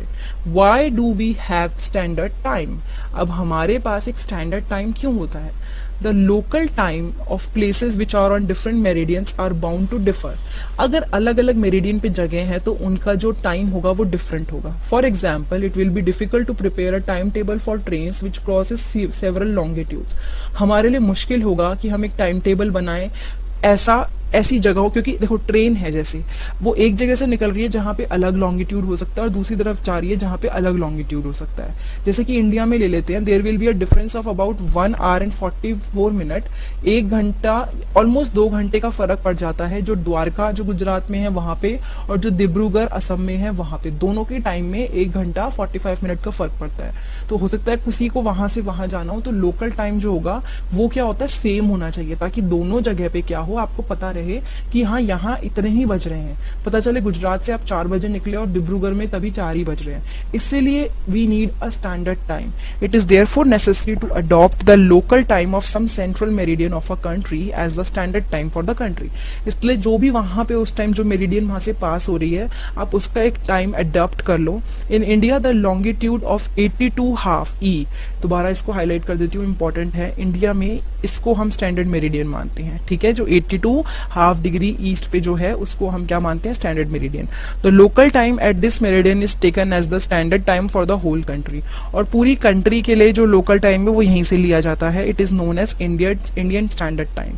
82.5 डिग्री, इसी पे हम टाइम को, पूरे इंडिया इसी पे चलता है. Kabir lives in a small town near Bhopal. Kabir कहाँ रहता है, एक छोटे से गांव में रहता है भोपाल में. थोड़ी सी छोटी सी जगह है. He tells his friend Alok that they will not be able to sleep tonight. वो कहता है कि मैं आज सो नहीं पाऊंगा. A day and night cricket match between India and England had started at 2 PM in London. वहां पे 2 बजे, दिन के 2 बजे लंदन में एक मैच स्टार्ट हो गया. This means that match would begin eight 7:30 PM in India. तो मैच इंडिया में कब स्टार्ट होगा, 7:30 बजे, एंड वो फिनिश होगा रात में. Do you know what is the time difference between India and England? India located east of Greenwich. India कहाँ पे लोकेटेड है, ग्रीनविच के ईस्ट में, और 82 डिग्री 30 पे, ये जो अभी हमने पढ़ा ऊपर यहाँ पे, इसको हम मानते हैं, ठीक है. सो वो 5 hours 30 minutes अहेड है GMT से, ग्रीनविच जो आपका मेन है. सो यहाँ पे क्या होगा, 7:30 PM होंगे इंडिया में, बल्कि उस टाइम 2 बज रहे होंगे लंदन में. Some countries have a great longitudinal extent and so they have adopted more than one standard time. जैसे कि रशिया जैसी कंट्री है, हम तो फिर भी छोटे एरिया में कवर हो जाते हैं, रशिया बहुत बड़ी उसमें फैली हुई है, तो उनको कई सारे मतलब स्टैंडर्ड टाइम फॉलो करने पड़ते हैं, एक से उनका काम नहीं चलेगा. There are as many as 11 standard time, यानी रशिया के अंदर जो स्टैंडर्ड टाइम है कितने हैं, 11 स्टैंडर्ड टाइम है. The earth has been divided into 24 time zones of 1 hour each. अर्थ को डिवाइड किया गया है 24 टाइम जोन्स में, ठीक है.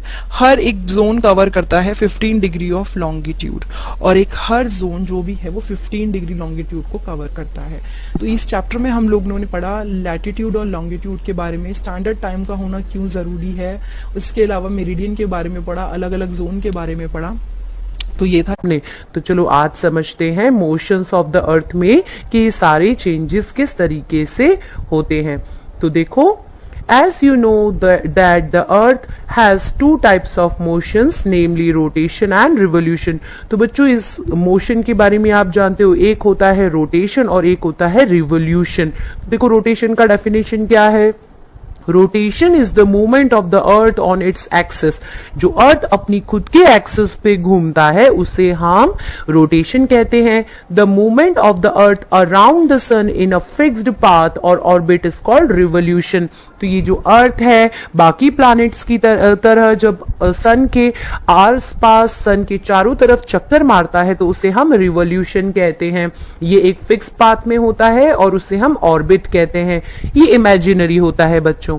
The axis of the earth, which is an imaginary line, makes an angle of 66.5 degree with its orbital plane. तो ये जो एक्सिस है ये कैसी होती है, 50-50 होती. तो कैसी होती है, बिल्कुल एकदम लीनियर होती, हॉरिजॉन्टल होती, लेकिन ये कैसी होती, थोड़ी सी स्लैंटिंग. देखो मैं यहाँ पर आपको फिगर में दिखाकर समझाती हूँ.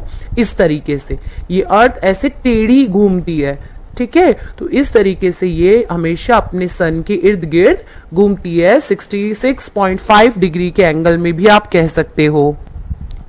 The plane formed by the orbit is known as the orbital plane. और जो प्लेन फॉर्म होता है उसे हम ऑर्बिटल प्लेन कहते हैं. The earth receives light from the sun. आपको पता ही है कि अर्थ को लाइट सन से मिलती है। सन एक बहुत बड़ा स्टार है। Due to the spherical shape of the earth only half of it gets light. तो यहां जैसे कि हम देख सकते हैं ये हमारा अर्थ है, तो अगर सन के सामने हम अर्थ को रखेंगे तो हमेशा आधे हिस्से में ही लाइट आएगी, दूसरे आधे हिस्से में लाइट नहीं आएगी। तो इसी के चक्कर में डे और नाइट होता है बच्चों। तो देखो due to the spherical shape, यानी सन का शेप कैसा है, हमारे अर्थ का शेप कैसा है, स्फेरिकल, और इसीलिए half of it gets light from the sun at time. The portion facing the sun experiences day while the other half away from the sun experiences night।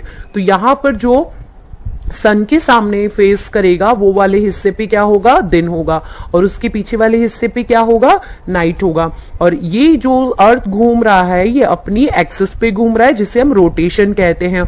और एक रोटेशन कंप्लीट करने में 24 hours लगते हैं, यानी 24 घंटा, एक दिन पूरा का पूरा। The circles that divides the day from night on the globe is called the circles of illumination।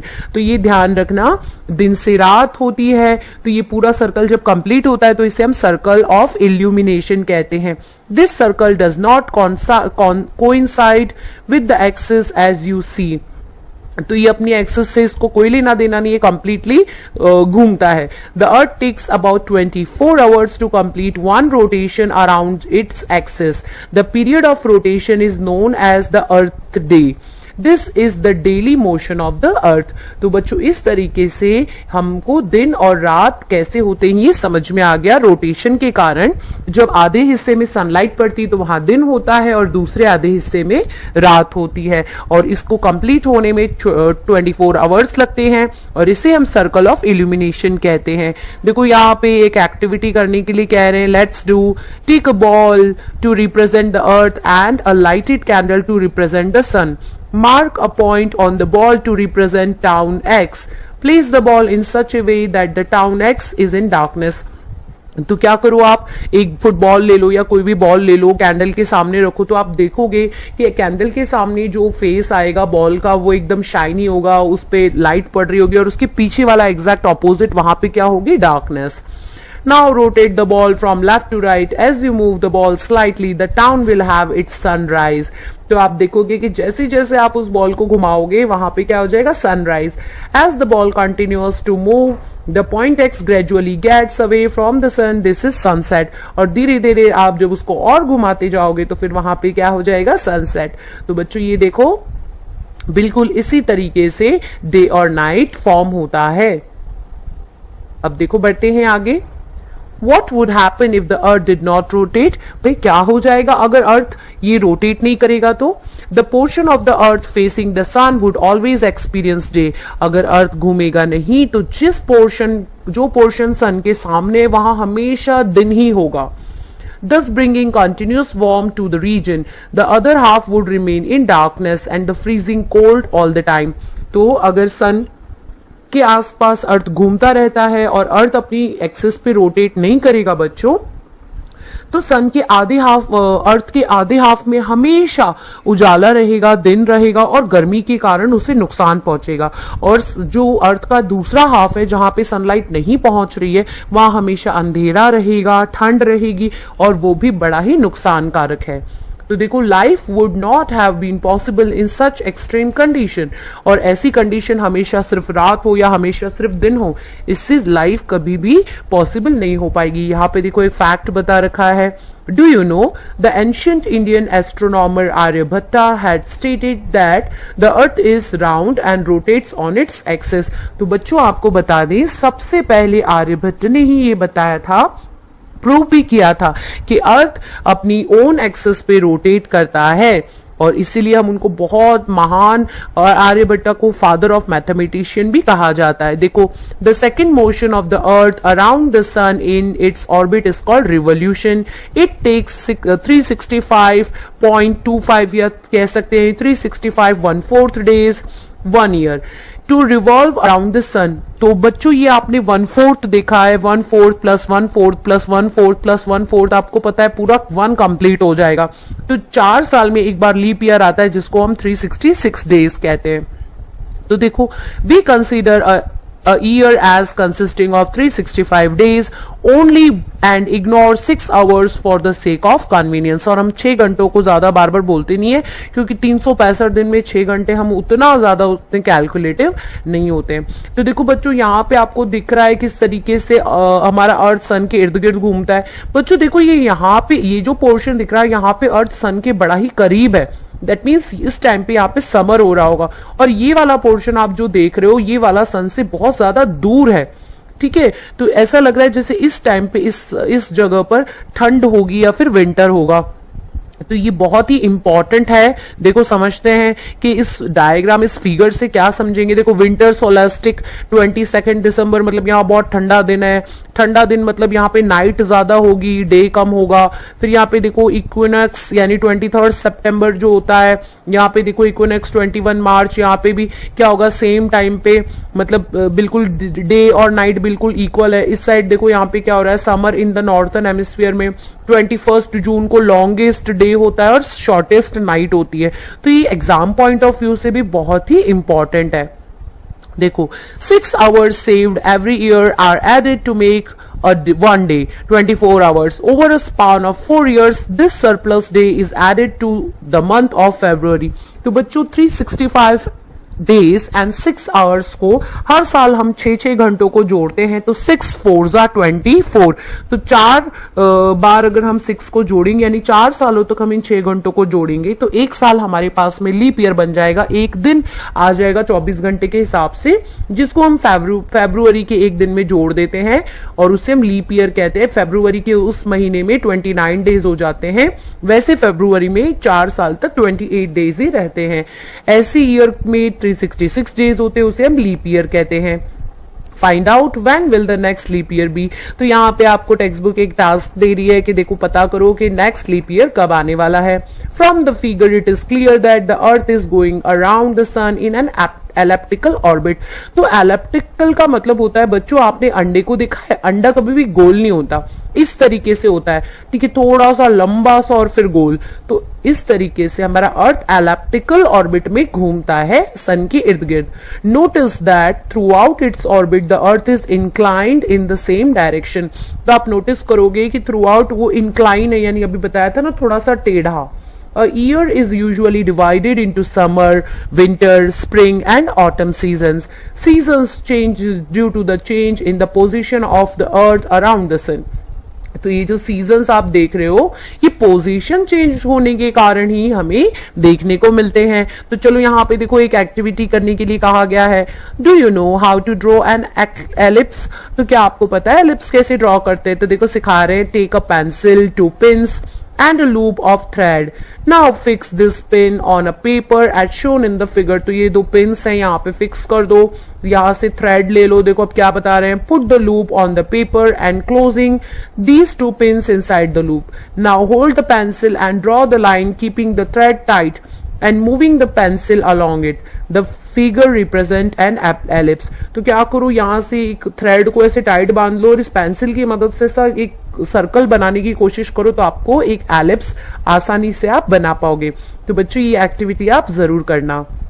अब देखो यहाँ पे you will see that on 21 June the northern hemisphere is tilted toward the sun.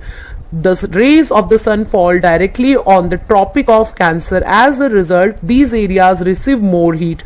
तो अभी मैंने आपको बताया था कि 21 जो हमारा जून है उसको क्या होता है, 21 जून को ये आप देख सकते हैं 21 जून को नॉर्थर्न हेमिस्फीयर के ऊपर डायरेक्टली सनरेज पड़ती है, इसीलिए 21 जून को बहुत ही लंबा दिन होता है और बहुत गर्मी होती है। The areas near the poles receive less heat as the rays of the sun are slanting। तो जो पोल होते हैं वो ठंडे होते हैं और वहां पे ठंड रहती है, वहां पे ज्यादा हीट नहीं पड़ती है। The North Pole is inclined toward the sun and the places beyond the Arctic Circle experience continuous daylight for about 6 months। तो बच्चों जो नॉर्थ पोल है वो हमेशा सन फेसिंग होता है, तो इसी कारण वहां पे हमेशा डे लाइट होती है। Since a large portion of northern hemisphere is getting light from the sun, it is summer in the regions north of the equator. The longest day and the shortest night at these places occur on 21st June. तो बच्चों याद रखना 21 जून को सबसे लंबा दिन होता है, यानी सन बहुत ही लेट ढलता है। ऐसा नहीं सोचना कि 24 की जगह 25 घंटे हो जाते हैं। एक्चुअली क्या होता है, सनसेट बहुत लेट होता है, अंधेरा बहुत लेट होता है और सुबह उजाला जल्दी से हो जाता है। तो लॉन्गेस्ट डे होता है, शॉर्टेस्ट नाइट होती है। All at this time in the southern hemisphere, all these conditions are reversed. और उस समय, ये नॉर्थ की बात हम कर रहे हैं, साउथ में बिल्कुल उल्टा होता है। साउथ में विंटर सीजन होता है वहां पे, and the night are longer than the days. बच्चों आपने हमेशा से देखा है, जैसे कि अपने कंट्री में जब गर्मियां होती है तो ऐसा देखा गया कि बहुत सी कंट्री में उस समय स्नोफॉल हो रही होती है। जब दूसरी कंट्रियों में गर्मी होती है तो ऐसा देखा गया कि हमारी कंट्री में बड़ी ठंड पड़ रही होती है। तो बिल्कुल उसी तरीके से रिवर्स हो रहा होता है, उल्टा हो रहा होता है। The nights are longer than the days. This portion of the earth is called the summer solstice. तो जब हमारे यहाँ पे लंबा दिन होता है और छोटी रात होती है तो उसे हम समर सोलास्टिक कहते हैं। On 22 December the tropic of Capricorn receives direct rays of the sun as the south pole tilts towards it. As the sun rays fall vertically at the tropic of Capricorn, तो ये दिखा रखा है, देखो 23.5 जो हम साउथ पोल देख रहे हैं, a large portion of the southern hemisphere gets light. Therefore, it is summer in the southern hemisphere with longer days and shorter nights. तो यहाँ पे आप देख लो कि 22 दिसंबर को ठंड का मौसम होता है अपनी कंट्री में, और यहाँ पे जल्दी अंधेरा हो जाता है, दिन बहुत ही छोटा होता है, मतलब 5, 5:30, 6 बजे तक तो अंधेरा हो जाता है और सुबह लेट तक अंधेरा रहता है।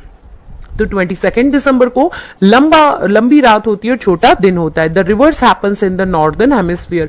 तो बिल्कुल नॉर्दर्न हेमिस्फीयर में क्या होता है, इसका उल्टा। This portion of earth is called the winter solstice. Do you know that Christmas is celebrated in Australia in the summer season.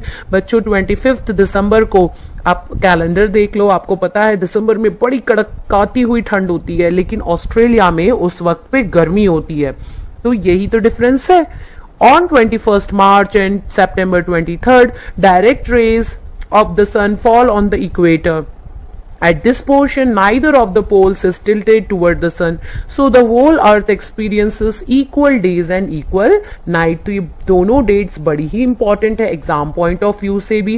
भाई 21 मार्च और September 23rd को equal day और equal night होती है, और इसको हम बोलते हैं इक्विनॉक्स। ठीक है, जब दोनों चीजें सेम हो तो इसको हम बोलते हैं इक्विनॉक्स। फिर देखो on 23 September it is autumn season in the northern hemisphere and spring season in the southern hemisphere.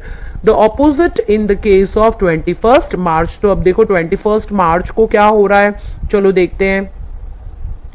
तो 21 मार्च when it is spring in the northern hemisphere and autumn in the southern hemisphere, बिल्कुल opposite.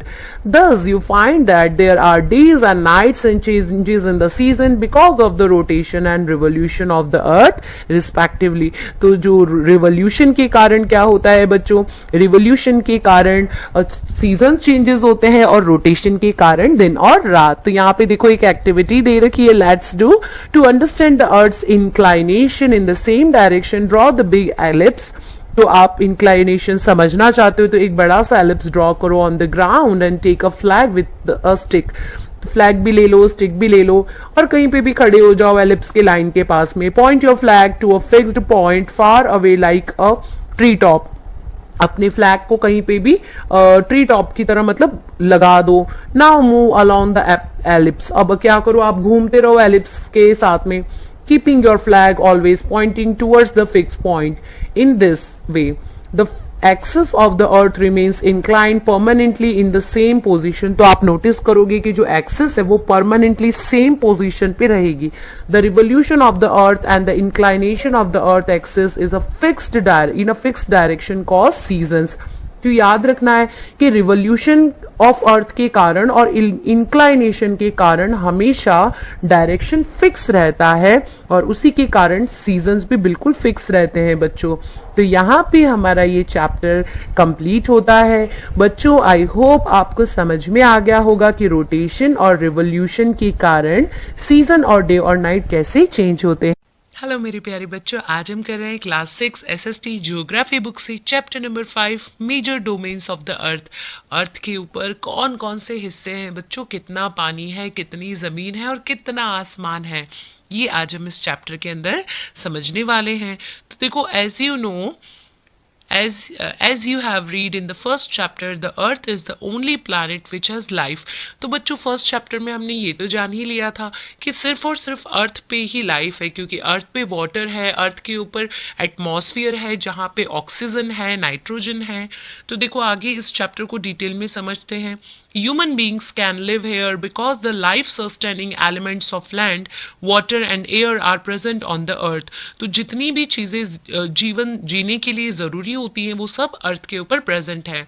The surface of the earth is a complex zone in which three main components of the environment meet, overlap and interact। बच्चों, तीन बहुत ही important, lithosphere यानी land, atmosphere यानी कि air हवा, और हाइड्रोस्फीयर यानी कि वाटर, ये तीनों चीजें जमीन पर, ये तीनों चीजें अर्थ में मिल रही हैं, ओवरलैप कर रही है एक दूसरे पे, और इसी के अंदर जिंदगी पॉसिबल है। इन तीनों लेयर के मिक्सचर को हम बायोस्फीयर कहते हैं। स्फीयर मतलब सर्कल और बायो का मतलब होता है लिविंग ऑर्गेनिजम्स। तो जिस सर्कल के अंदर लिविंग ऑर्गेनिजम्स रह सकते हैं, यानी कि हवा, पानी, जमीन, तीनों के मिश्रण से, तो उसे हम कहते हैं बच्चों डोमेन्स ऑफ द अर्थ। तो देखो, the surface of the earth is a complex zone in which three main components of the environment meet, overlap and interact. The solid portion of the earth on which we live is called the lithosphere, यानी कि land। The gaseous layer that surround the earth is the atmosphere, where oxygen, nitrogen, carbon dioxide and other gases are found। Water covers a very big area of the earth's surface and this area is called the hydrosphere।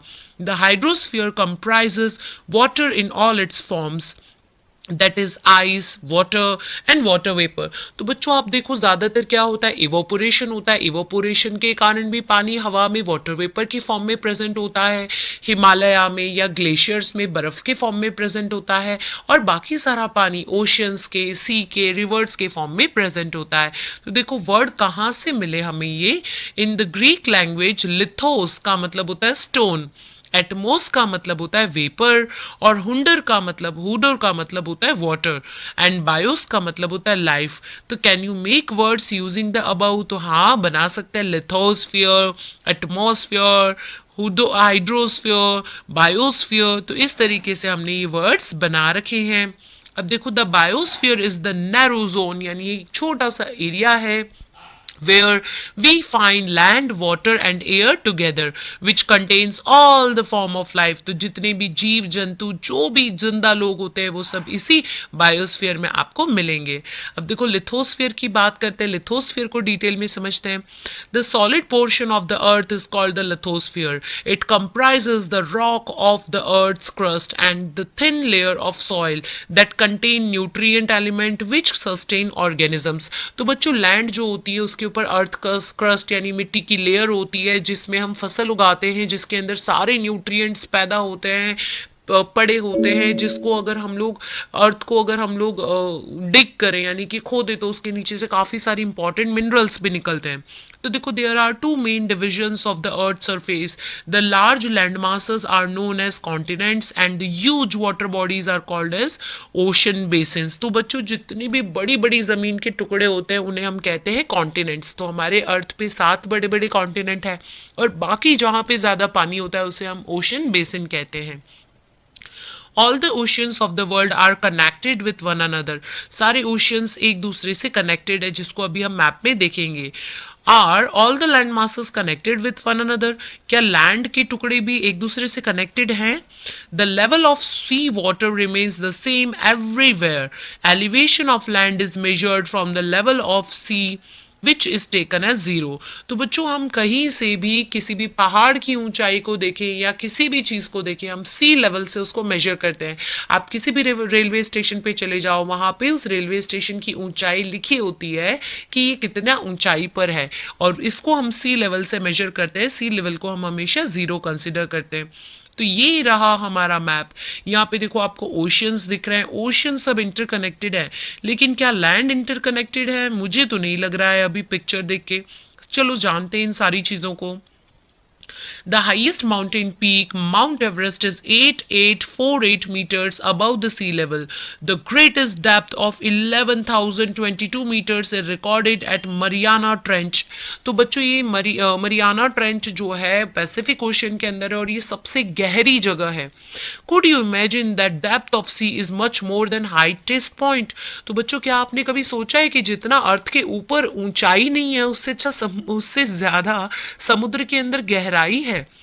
तो do you no Edmund Hillary, the New Zealand and Tenzing Norgay Sherpa India were the first men to climb the highest mountain peak Mount Everest on the planet on the earth 29th May 1953. Junko Teibei, Japan was the first woman to reach the summit on 16th May. Summit का मतलब जो सबसे ऊंचाई चोटी जिसे हम कहते हैं 1975 में. The first Indian woman to climb the highest peak on 23rd May 1984 was Bajendri Pal. तो बच्चों ये जो इंसान हैं इन लोगों ने माउंट एवरेस्ट को क्लाइंब किया हुआ है जो सबसे बड़ी चुनौती है बच्चों. एक बर्फीले पहाड़ पे चढ़ना जिसके नीचे खाई है और जहाँ पे माइनस में टेम्परेचर होता है, जहाँ जिंदा रहना नामुमकिन है बिना ऑक्सीजन के. तो ये सारी चीजों के बाद में भी उन्होंने इतनी बड़ी चुनौती को भी पार कर लिया. तो ये व्यक्ति बड़े ही महान है. अब देखो कॉन्टिनेंट्स को जानते हैं. There are 7 major continents. These are separated by large water bodies. These continents are Asia, Europe, Africa, North America, South America, Australia and Antarctica. तो ये अलग अलग कॉन्टिनेंट्स है बच्चों. 7 बड़े बड़े कॉन्टिनेंट यानी जमीन के बड़े बड़े टुकड़े जिनको हमने अभी अभी मैप में देखा. And notice the greater part of the land mass in the northern hemisphere. तो हम यहाँ पर फिर से एक बार देख लेते हैं. यहाँ पे देखो सबसे ज्यादा बड़ा कॉन्टिनेंट देखो आपको एशिया दिखाई दे रहा है, अफ्रीका कॉन्टिनेंट, फिर यहाँ पे साउथ अमेरिका, नॉर्थ अमेरिका. तो ये अलग अलग कॉन्टिनेंट है. यूरोप कॉन्टिनेंट है. तो इस तरीके से बच्चों ये आपने देखा अभी अभी. तो अब एशिया की बात करते हैं. Asia is the largest continent. It covers about 1/3 of the total land area of the earth. The continent lies in the eastern hemisphere. ये ईस्ट साइड में है. हेमिस्फीयर मतलब आधे स्फीयर की अगर हम बात करें. The Tropic of Cancer passes through this continent. Asia is separated from Europe by Ural Mountains on the west. The combined landmass of Europe and Asia is called the Eurasia. तो Europe and Asia को हम मिलाकर क्या बोलते हैं? Eurasia. अब देखो Europe के बारे में बात करते हैं. Europe is much smaller than Asia. ये एशिया से भी छोटा है. The continent lies to the west of Asia. The Arctic circle passes through it. It is bound by water bodies on 3 sides. Look at the map of the world and located. तो हम देख सकते हैं Europe जो है इसके तीनों तरफ पानी है. एक साइड बस ये यूरल माउंटेन से एशिया से अलग है. तो इस तरीके से हम इसकी लोकेशन को देख सकते हैं. अब अफ्रीका की बात करते हैं. It is the second largest continent after Asia. Asia के बाद में सेकेंड सबसे बड़ा कॉन्टिनेंट है. द इक्वेटर और 0 degree latitude runs almost through the middle of the continent. A large part of Asia lies in northern hemisphere. Look at the figure 5.1. You will find that it is the only continent through which the Tropic of Cancer, the Equator and the Tropic of Capricorn passes. तो सारे के सारे यहाँ से जो हमने marking कर रखे हैं कैंसर, इक्वेटर के, ट्रॉपिक ऑफ कैप्रिकॉन की, ये सब इसमें से पास होते हैं. The Sahara desert, the world's largest hot desert, is located in Africa. The continent is bound on all sides by oceans and seas. Look at the world map. तो हम यहाँ पर वर्ल्ड मैप में देखते हैं. अफ्रीका की बात करते हैं स्टूडेंट्स. तो हम यहाँ पे देख सकते हैं ये अफ्रीका है. अफ्रीका में हर तरफ से इक्वेटर है, ट्रॉपिक ऑफ कैंसर है, ट्रॉपिक ऑफ कैप्रिकॉन है, सब पास हो रहा है और ये चारों तरफ ओशियन से घिरा हुआ है यानी कि सराउंडेड है. सहारा डेजर्ट जो सबसे हॉटेस्ट डेजर्ट है वो भी यहीं पे है. North America is the third largest continent of the world. तो सबसे पहले एशिया है, फिर अफ्रीका है, उसके बाद है नॉर्थ अमेरिका. ये थर्ड लार्जेस्ट कॉन्टिनेंट है वर्ल्ड का. It is linked to South America by a very narrow strip of land called isthmus of Panama. तो बच्चों ये आपको सब नाम याद रखने हैं कि कौन सी स्ट्रिप से ये कनेक्टेड है North America and South America. तो ये है isthmus of Panama. The continent lies completely in the northern and western hemisphere. 3 oceans surround this continent. Can you name these oceans? तो यहाँ से हम लोग देख सकते हैं हम लोगों को नॉर्थ अमेरिका कि किस तरीके से वो सराउंडेड है। तो देखो यहाँ पे अटलांटिक ओशन है, फिर पैसिफिक ओशन है, इस तरीके से। फिर यहाँ पर अगर हम देखें ऊपर की साइड पे ये एंटार्क्टिक ओशन, तो इस तरीके से तीनों ओशंस के साथ में ये कनेक्टेड है। आप इसके तरीके से नाम भी दे सकते हैं। अब साउथ अमेरिका की बात करते हैं। Lies mostly in the southern hemisphere, which two ocean surround it on the east and the west. The Andes, the world's longest mountain range runs through it. तो सबसे वर्ल्ड की जो लार्जेस्ट लॉन्गेस्ट जो mountain range है, जिसे हम Andes कहते हैं, वो इसके साथ साथ में चलती है बच्चों, through it's length from north to south. South America has the world's largest river, the Amazon. South America के पास में वर्ल्ड की सबसे लंबी रिवर है जिसको हम बोलते हैं अमेजोन। तो ये देख सकते हो आप, isthmus, a narrow strip of land joining two land masses. तो ये पतली सी एक इस्थमस करके ये लैंड मास है। फिर देखो, a strait is a narrow passage of water connecting two large water bodies like seas and oceans. तो यहाँ पे भी आप देख सकते हो इंडिया और श्रीलंका को भी पल्क स्ट्रेट से कनेक्ट किया हुआ, एकदम पतली सी पत्थरों की बनी हुई type. Name the straight between India and Sri Lanka, तो दैट इज पल्क स्ट्रेट। ऑस्ट्रेलिया की बात करें, it is the smallest continent that lies entirely in the southern hemisphere. It is surrounded on all sides by oceans and seas. It is called an island continent. तो बच्चों ये एक island continent है क्योंकि ये चारों तरफ पानी से घिरा हुआ है और सबसे छोटा सा लैंड का एक टुकड़ा है, मतलब कॉन्टिनेंट है, सातों कॉन्टिनेंट में सबसे छोटा। अब देखो Antarctica, completely in the southern hemisphere, is a huge continent. ये काफी बड़ा कॉन्टिनेंट है। The south pole lies almost at the centre of this continent. As it is located in the southern polar region, it is permanently covered with thick ice sheet। तो बच्चों ये polar region में है, इसीलिए ये thick ice sheet यानी कि मोटी बर्फ की चादर से ढका हुआ है। As it is located in the south polar region, it is permanently covered with thick ice sheets. There are no permanent human settlements। यहाँ पे कोई भी इंसान continuously permanently नहीं रहता है। Many countries have research stations in Antarctica. India also has research stations there. These are named as Maitri and Dakshin Gangotri। तो बच्चों ये याद रखना कि ये हमने इंडिया ने भी अपने रिसर्च स्टेशन वहां पे लगा रखे हैं, वहां के रहस्यों को जानने के लिए कि क्यों वहां पे हमेशा बर्फ रहती है, वहां पे लाइफ पॉसिबल नहीं है। तो ये सारी चीजों के लिए। अब देखो, हमने लिथोस्फीयर के बारे में तो जान लिया, अब हाइड्रोस्फीयर के बारे में जानते हैं, यानी कि पानी के बारे में। The earth is called the blue planet. More than 71% of earth is covered with water and 29% is with land. तो बच्चों अगर हम अर्थ की बात करें तो अर्थ को हम ब्लू प्लैनेट कहते हैं क्योंकि यहाँ पर सबसे ज्यादा पानी है, 71% वाटर है और सिर्फ 29% जमीन है। Hydrosphere consists of water in all its forms, as running water in oceans and rivers and in lakes, ice in glaciers, underground water and the water vapor in atmosphere all comprises the hydrosphere। तो बच्चों चाहे नदी, नाले, ocean, सी, किसी की भी बात करो, वाटर वेपर की बात करो, सबकी बात करो, ये सब कुछ मिला के 71% जितना पानी बनता है। More than 97% of earth's water is found in the oceans and is too salty for human use. A large proportion of the rest of the water is in the form of ice sheets and glaciers or under the ground and a very small percentage is available in fresh water for human.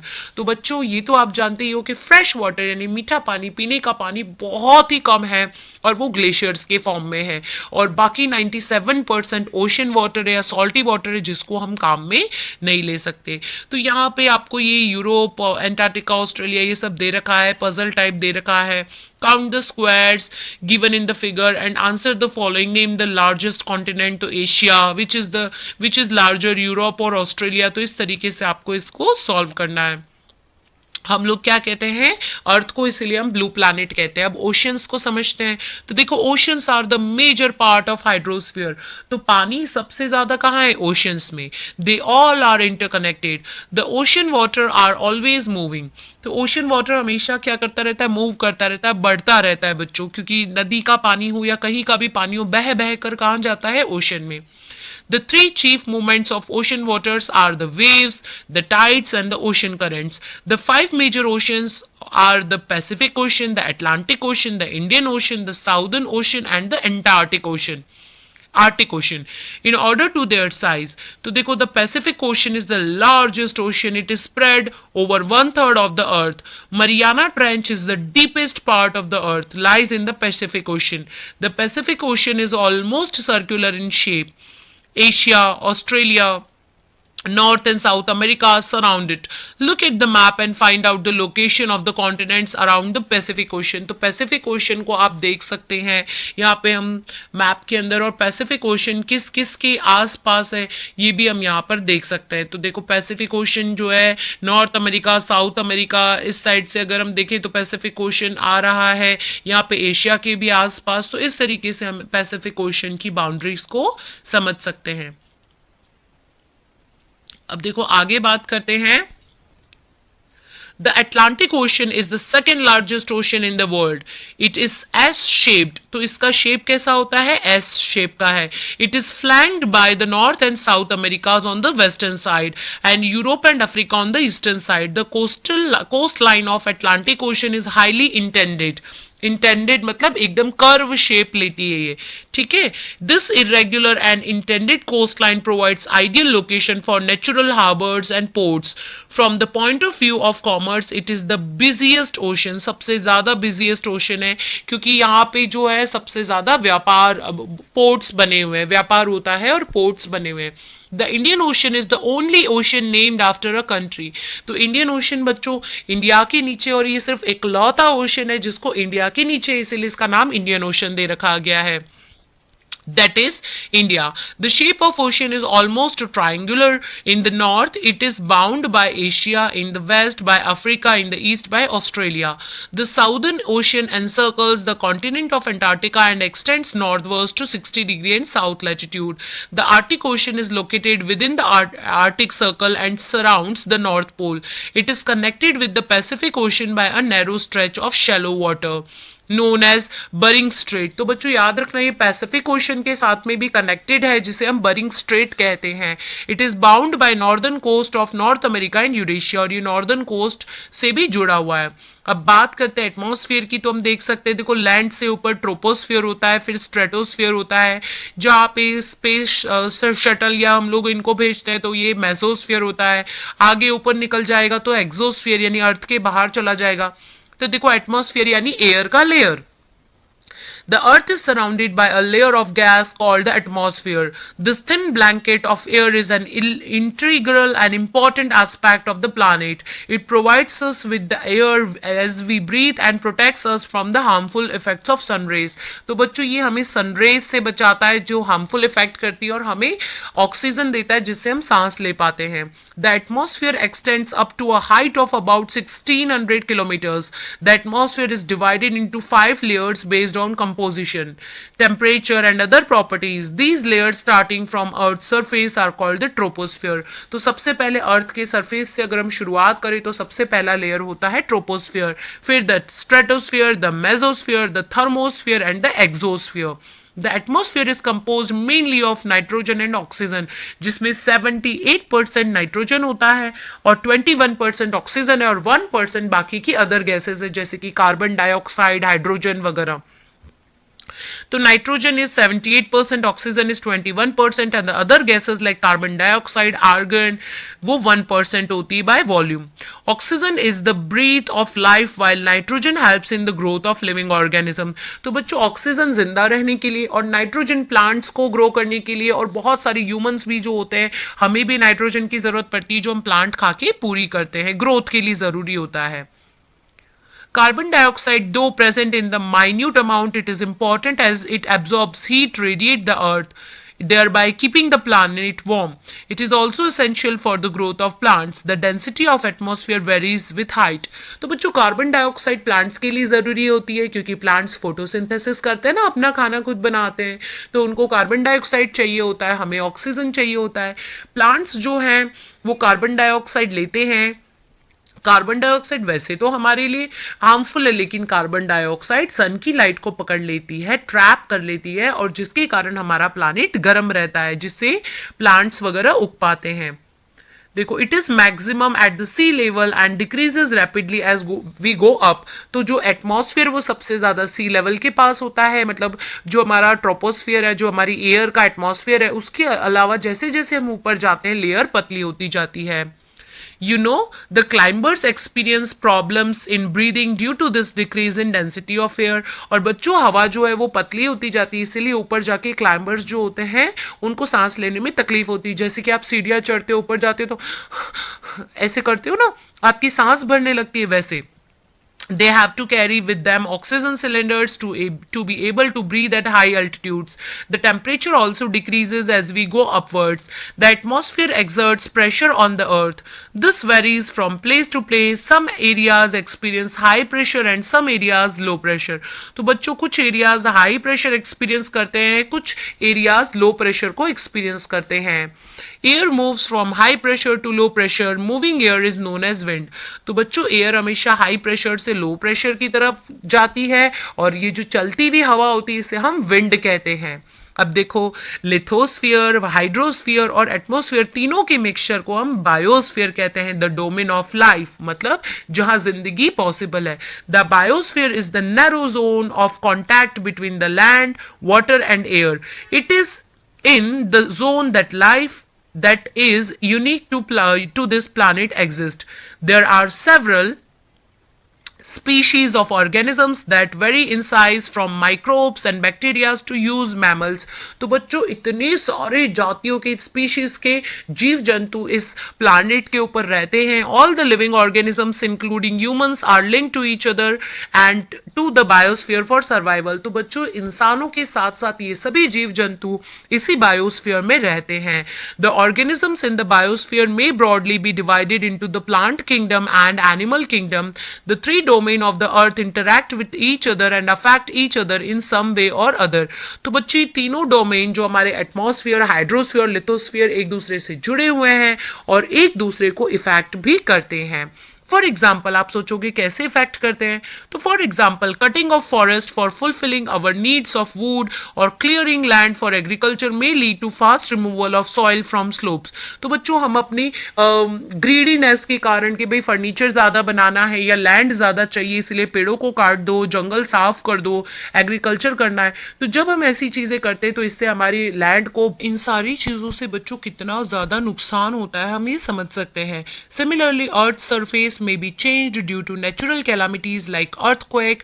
For example, there could be submergence of land। तो बच्चों, अर्थ का जो surface होता है वो भी धीरे धीरे चेंज होता रहता है। कभी अर्थक्वेक आ जाता है, कभी कभी ओशंस के अंदर सुनामी आ जाती है, और इन सारी चीजों के कारण जो अर्थ है वो ओशंस के अंदर धीरे धीरे दबती जा रही है।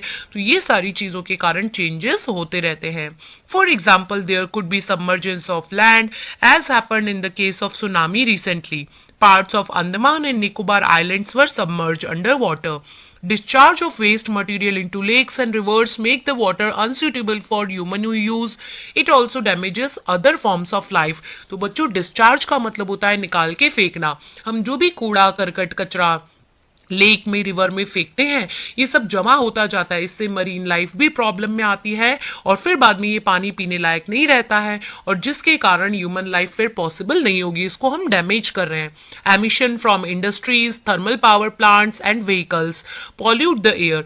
बच्चों, जितने भी ये स्मोक, ये जो धुआं, ये जो गंदगी, गैस, ये सब हम लोग अपनी फैक्ट्रीज में से, व्हीकल में से निकालते हैं, इन सब के कारण हमारी हवा पॉल्यूट होती है, खराब होती है। Carbon dioxide gas CO2 is an important constituent of air but increases the amount of CO2 leads to increase in global temperatures। अब बच्चों, बहुत ज्यादा कार्बन डाइऑक्साइड बढ़ जाएगी तो फिर क्या हो जाएगा, गर्मी बढ़ने लगेगी। गर्मी बढ़ेगी तो ग्लोबल वार्मिंग होगी, पूरा का पूरा ग्लोब तपने लगेगा। वार्मिंग यानी कि गर्म होगा, और वो ग्लोब अगर गर्म होगा तो हिमालय या ग्लेशियर से सब पिघल जाएंगे। पिघल पिघल के सारे ओशंस में मिक्स हो जाएंगे। तो ये सब चीजों से हम लोग फिर आगे सरवाइव नहीं कर पाएंगे गर्मी में। There is thus a need to limit the use of resources of the earth to maintain the balance of nature between the domains of the lithosphere, the atmosphere and the hydrosphere।